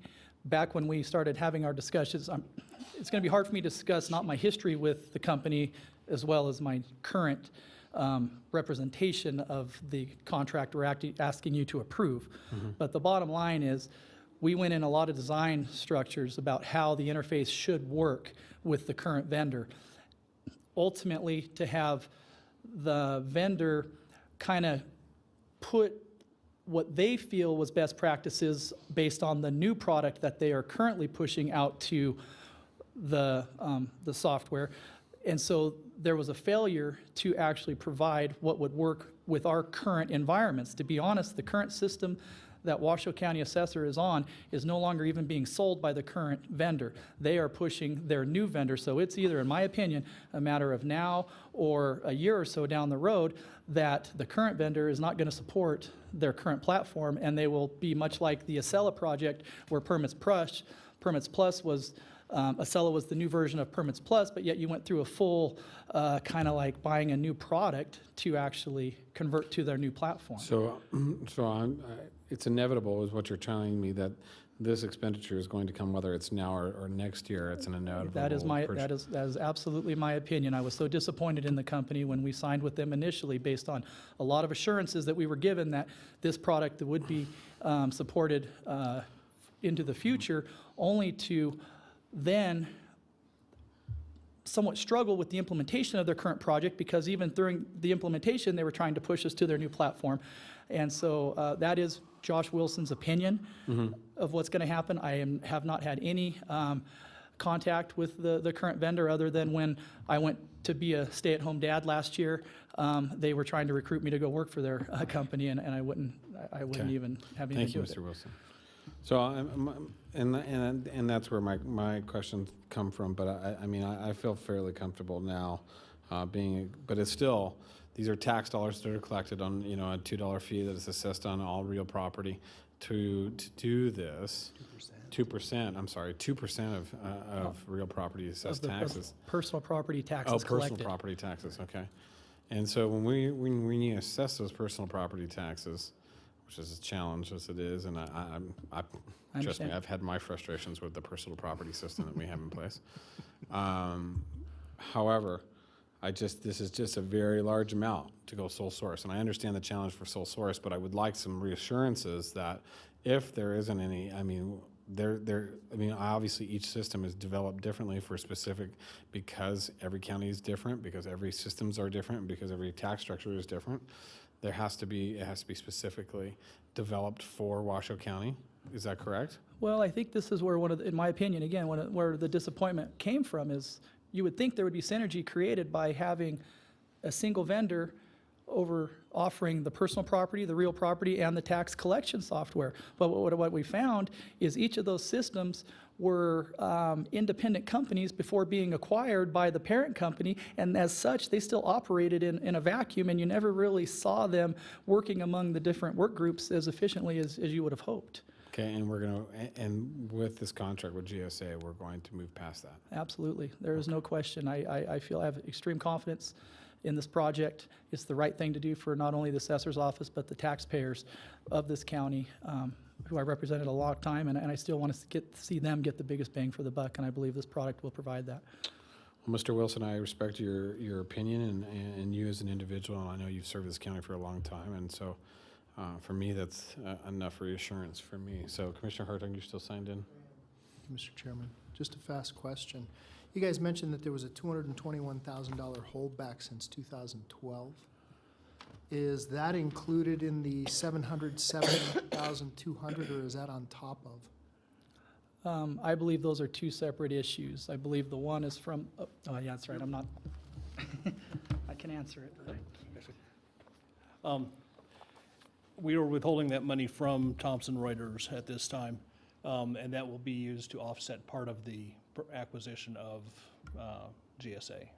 Okay, so the 707,000 is essentially less 221,000. Am I correct in that? Correct. So it's really only Well, yes, we'll be slightly less than deferring 500,000. Yeah. Right. Okay, that's all right. Yeah. Thank Okay. you. Thank you, Mr. Chairman. Yes, Mr. Wilson. And I know you've had a long day, and I will be brief.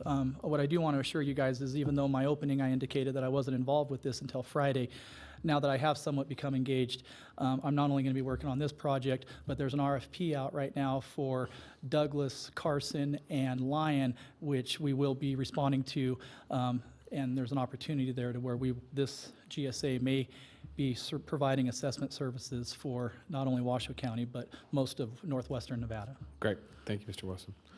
I asked for this one to be pull out a block, so at this time, I would make a motion to approve the sole social exemption contract and purchase the government GSA appraisal and assessment software for professional service in the amount of $707,000 to convert real property.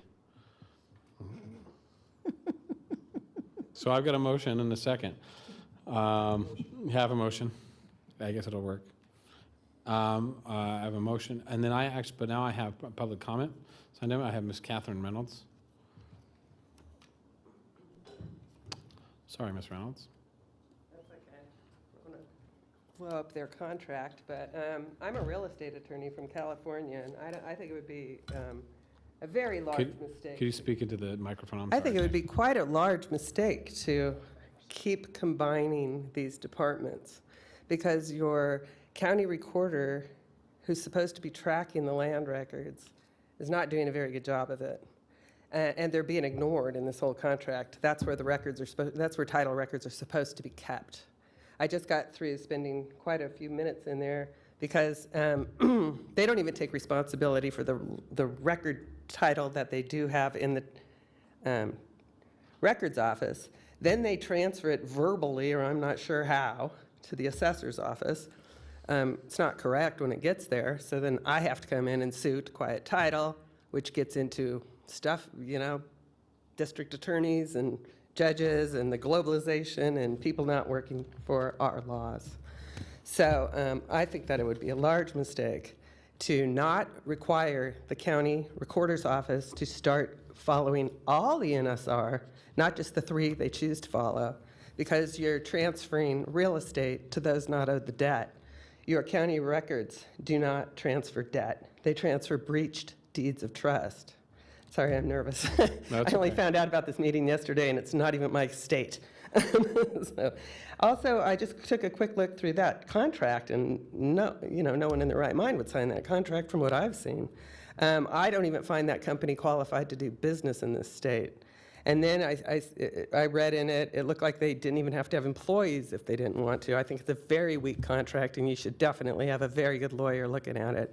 And you definitely need to get your county records right, because when they're funneling real estate to MERS, Mortgage Electronic Registration Systems, and the top 5 banks that did not pay for the real estate debt, and you don't transfer debt amounts, you turn into having an international financial collapse. Yeah. That all starts in the recorder's offices, and counting them out is the last thing, if you want sovereignty, the last thing you should be doing.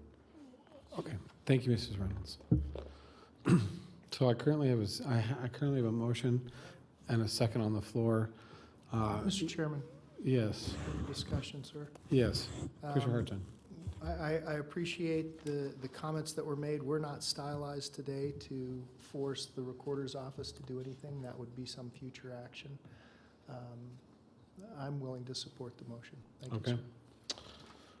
Thank you, Commissioner Hartung. So I have a motion and a second on the floor. I'll call for the vote currently at this time, as stylized. All those in favor signify by saying aye. Aye. All those opposed?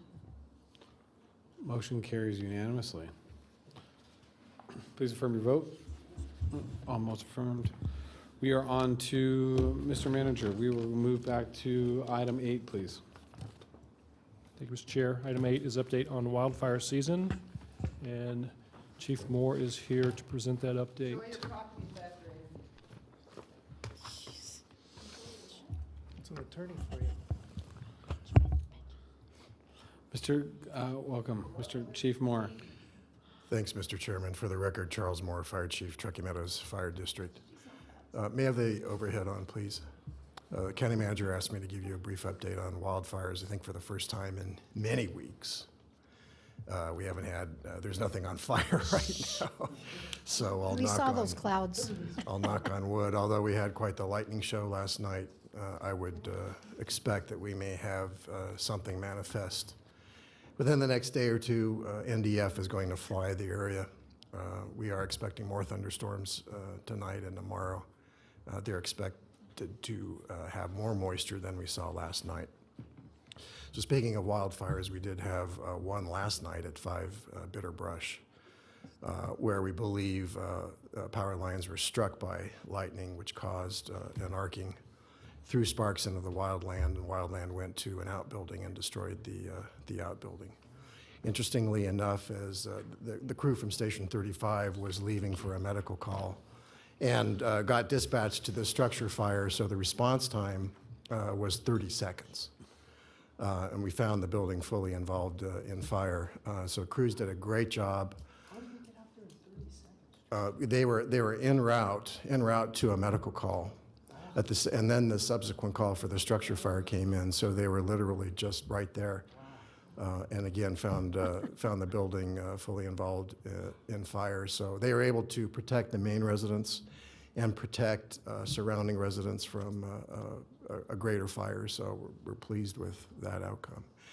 So this table and map shows you the more significant fires that we've had this season. Not listed here are dozens and dozens and dozens of smaller fires that have consumed maybe an acre or less, but nevertheless, these are the major fires. And I want to point out that we have no more Type 1 or Type 2 teams left in the country. They're all committed now to either Houston or Florida. The last wildfire team that we've had is now being deployed to Montana, I believe, and Chief Hicks is a part of that deployment. So we're out of Type 1 and Type 2 teams nationwide. So if we get something big, we're going to be challenged, but I'm hopeful, again, that we get substantial moisture in the next day or two and will help moderate our wildfire hazard in Washoe County. So that's the update.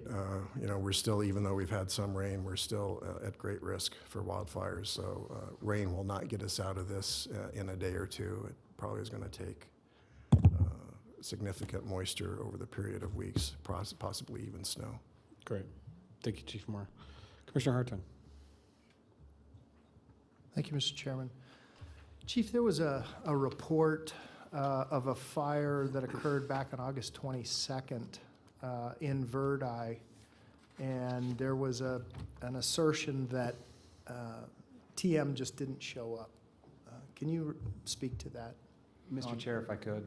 Yes. I don't mean to interrupt, Commissioner, but this is styled as an update on the wildland fire season, and there's nothing about Truckee Meadows operations generally or anything like that on This the was a agenda. wildland fire, I believe. And, well, I would just Okay. caution against too much back and forth during these, because it starts off as questions, moves to discussion, and then can turn into deliberation, and I wouldn't want to see that happen. Okay, I could put that on the chief's report for discussion on the 19th, that'd be good. Mr. Chairman, if That would be great. Thank you. All right. Okay. Thank you for the report, Chief Moore. So at this time, we'll close item 8 and move on to item 14. Mr. Manager. Item 14 is recommendation to, 1, approve the acceptance of rights-of-way and roadway parcels associated with Mustang Road from Story County. 2, authorize proceeding with a construction project to bring Mustang Road in compliance with Washoe County roadway standards with partial funding from the Scannell Properties number 249 and Indiana Limited Liability Company, up to $317,666.67. And 3, authorize the county manager to execute assignment and transfer documents upon receipt. Okay. Commissioner Hartung, this was at your request this morning. I did, and I truly have no issue with this. One of the questions that I have for Mr. Solero is, do we need to, well, let me rephrase this. What I don't want to get into even the appearance of is that the county is doing work in order to support some kind of development where we're not reimbursed, where there is not an impact fee that covers that in some way. And so my question is, and I have no issue with this, but moving forward, do we need to have you, staff, bring back an item whereby we can address these kinds of issues when they're outside of the RIF boundaries? For the record, Dave Solero, excuse me, Director of Community Services. As you recall, early August, August, we had the strategic planning direction session. This is one of the topics that came up when we were talking about infrastructure as well as the support of economic impacts to the region. So absolutely, one of the items that we as staff are planning to bring back in front of you are options to be able to pay for these types of improvements. Okay. In areas where we're not covered by another type of program within the county. So specifically this one, we have a developer within Washoe County developing about 2/3 of the developable land that is accessed by this roadway. They've agreed to pay for about 2/3 of the cost to bring this roadway up to speed. The other third of the cost right now is being targeted out of the Road Special Revenue Fund, where we will bring something back to the commission based on our discussion at the strategic planning to be able to recapture those costs when the next development opportunity comes in And out that's there. exactly my concern. And then what I'd like to do is I'd like to create a framework whereby we can move forward in these scenarios so that we can recapture those costs. How about users outside of Washoe County? Because I know the road extends into Story County. It does extend into Story County, and Story County has owned and operated and maintained this roadway since it Would you call it maintained? maintained. Actually, there has been some maintenance that has been done on it, absolutely. We have different maintenance standards, however, than Story County does. And so, especially for an industrial type roadway, which this is, I'm not holding out the opportunity to continue that discussion with Story County and some of the businesses that actually utilize this roadway for payment into this. However, that's almost like a toll road. It's really a discussion about the benefit to Washoe County, the benefit to the development within Washoe County, and our ability to grow in the future. So that's kind of where we're at with this. Is there a way that we can signalize the intersection or So one of the safety discussions that's going to come up is this proposed project has stop signs at the new access road to FedEx. That's not going to be very popular when we start talking with some of the businesses that utilize this from the Story County side of the world. So there may be an opportunity to do additional improvements to this roadway, to that intersection specifically. The reason we're suggesting stop signs is simply because of the safety of the traveling speed, and there's really not the traffic counts to warrant a signalized intersection. However, if someone wanted to come forward and discuss with us putting in a signalized intersection on this location to make commerce in the area works more smoothly, we would certainly entertain that. Yeah, and what I would say to the commission is this is the beginning of the opportunity to have a conversation about how we are affected by a neighboring county and those impact fees and the impacts. And as you know, our RIF system is designed to address those kinds of things, but no such mechanism exists here. So I'm looking forward to seeing staff's recommendations when they bring it back. I'm fully in support of this. I would make a motion to approve, Mr. Chairman. All right, I have a motion from Commissioner Hartung, second by Commissioner Jung. All those, I'll call for the vote. All those in favor signify by saying aye. Aye. Aye. Aye. Public There is comment. no public comment signed in on this issue. All those, all right. Please affirm your votes. Motion passes unanimously. Thank you very much, Mr. Solero. Thank you. All right, Mr. Manager, we are now on to item 25. I believe we're on 24. 24. Which is discussion update pursuant to Commissioners' previous requests and/or topics for future agendas. Mr. Solero will handle that issue as well. All right. Welcome Mr. back. Solero. Good afternoon.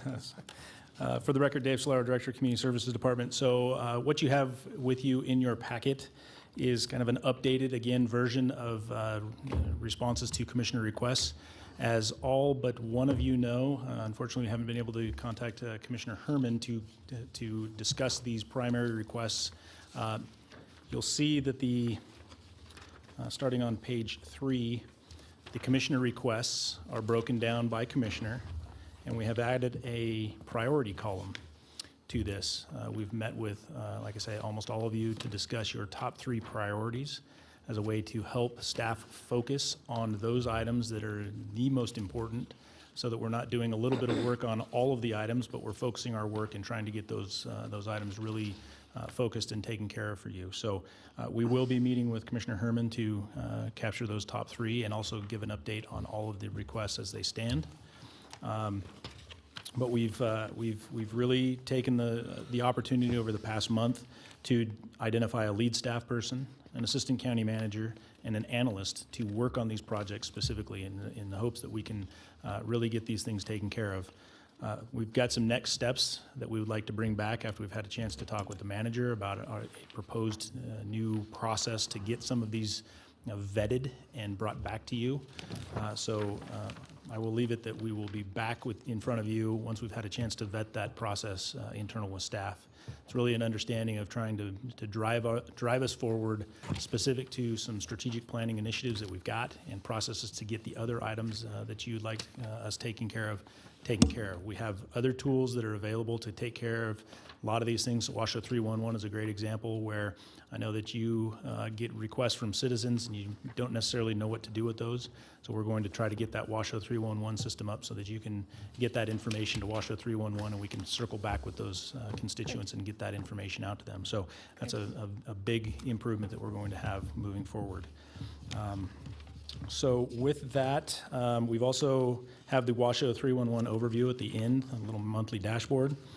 Some changes are coming to this as well. On the back end, we're working this month to redefine what those service calls are and what they mean so that it's a little bit more meaningful to us and to you and to citizens. So these numbers that we've been keeping for the last few months, they're actually going to change. They'll reset starting in October. And so the numbers will start looking different, but it's a way that we can actually focus our efforts for the citizens. So this is probably the last Washoe 311 overview that will look just like this, but we're getting some tools so we can get it specific to your district and those types of questions and those things that are meaningful to your constituents. So with that, I'll go ahead and open it up for any questions that you may have on this report. At this time, I don't have anybody signed in as a new discussion from any of the commissioners in regards to this item. Commissioner Hartung? Thank you, Mr. Chairman. I recently received a call from one of Commissioner Herman's constituents angry with the way that we have waste management set up. And I see no calls whatsoever on 311 for waste management. Would there be a trigger of, I mean, if we got one call, would it have triggered a placeholder? I've got 12 on mine. It would. No, we have our own, from our own district. Oh, it's our own district? Yeah. Ah, understood. Okay, this is district specific. Okay, Correct. The got it. last page is district specific, and the bulleted My bad. items are really the most requested items. My bad, understood, okay. Okay, that makes more sense to me. Okay. Thank you, Mr. Chairman. All right. Thank you, Mr. Solero. All right. Any other questions on any of the commissioners? Good job. Thank you, Mr. Solero. This is very much a cleaner dashboard, and I appreciate the discussion. So, all right. Seeing nothing further from that, nothing in addition, we are on to item. We are on to 27. 27. Final public comment. Is there any final public comment signed in? I do have public comment signed in. Miss Kathy Brandhorst. Ms. Robinson is no longer here.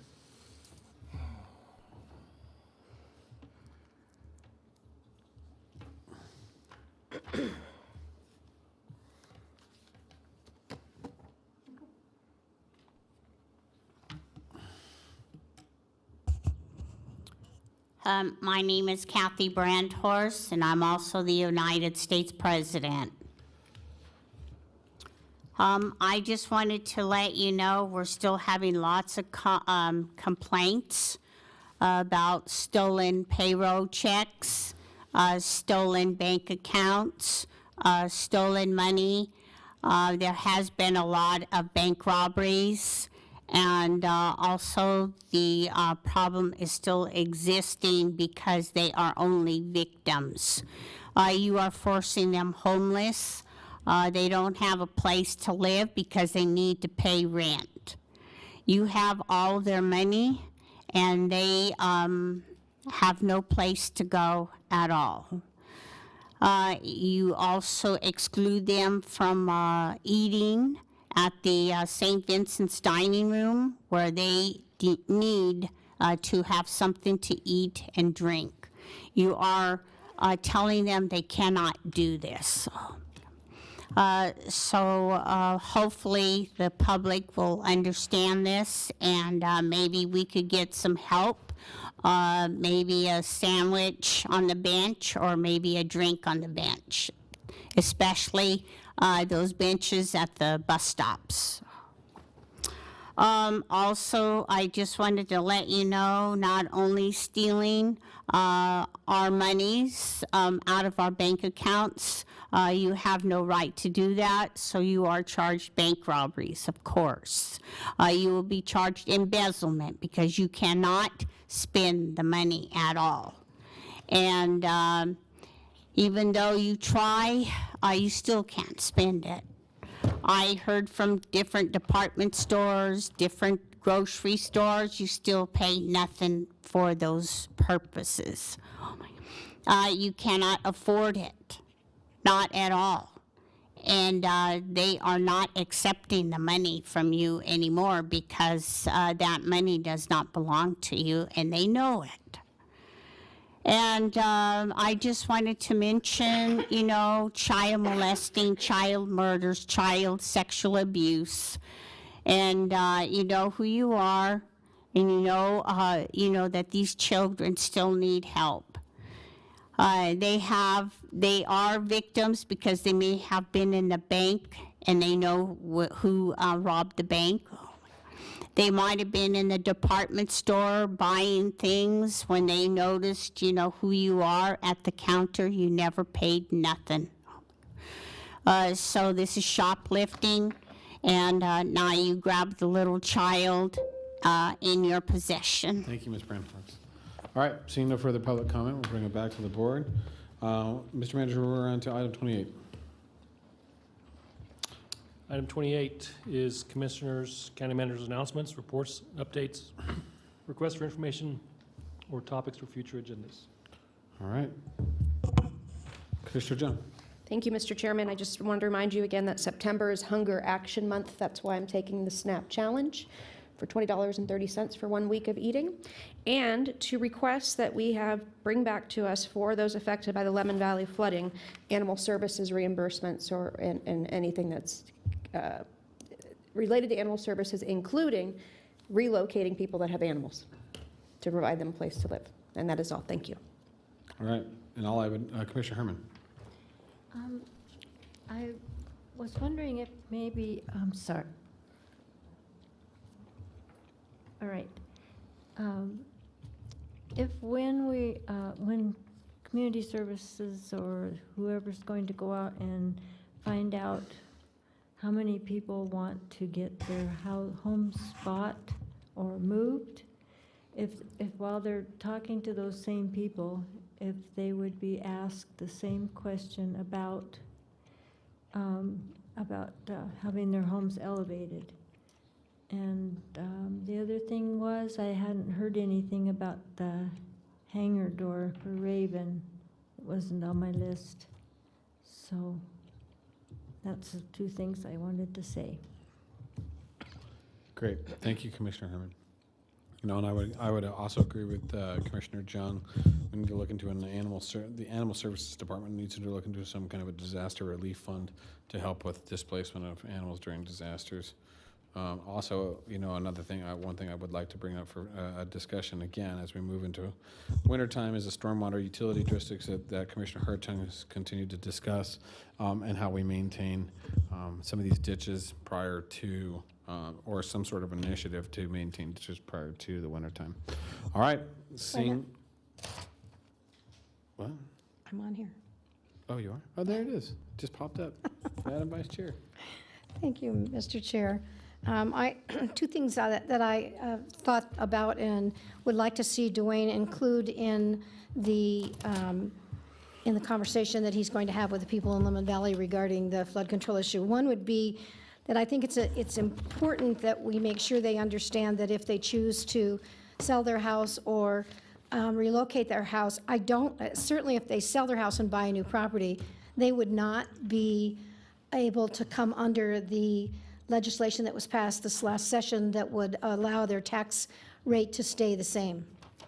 And I think that would also be true of picking their house up and moving it to a new property, because as I recall, that piece of legislation requires that the house be built on the same footprint. So, Mr. Manager, I'd just like to include that as something that needs to be considered. And then also, as part of the plan, what is the discussion discussed reimbursement amount. So what is that reimbursement amount going to be based on? Previous, what the property was worth previous? Because I think Commissioner Hartung mentioned that, how do you appraise a piece of property that's underwater? What's its value going to be? So I think that's something we're going to have to look at as we put that plan together also. Thank you. All right. Seeing nothing further, we're adjourned. Good job, Lucy. Good job. Lucy.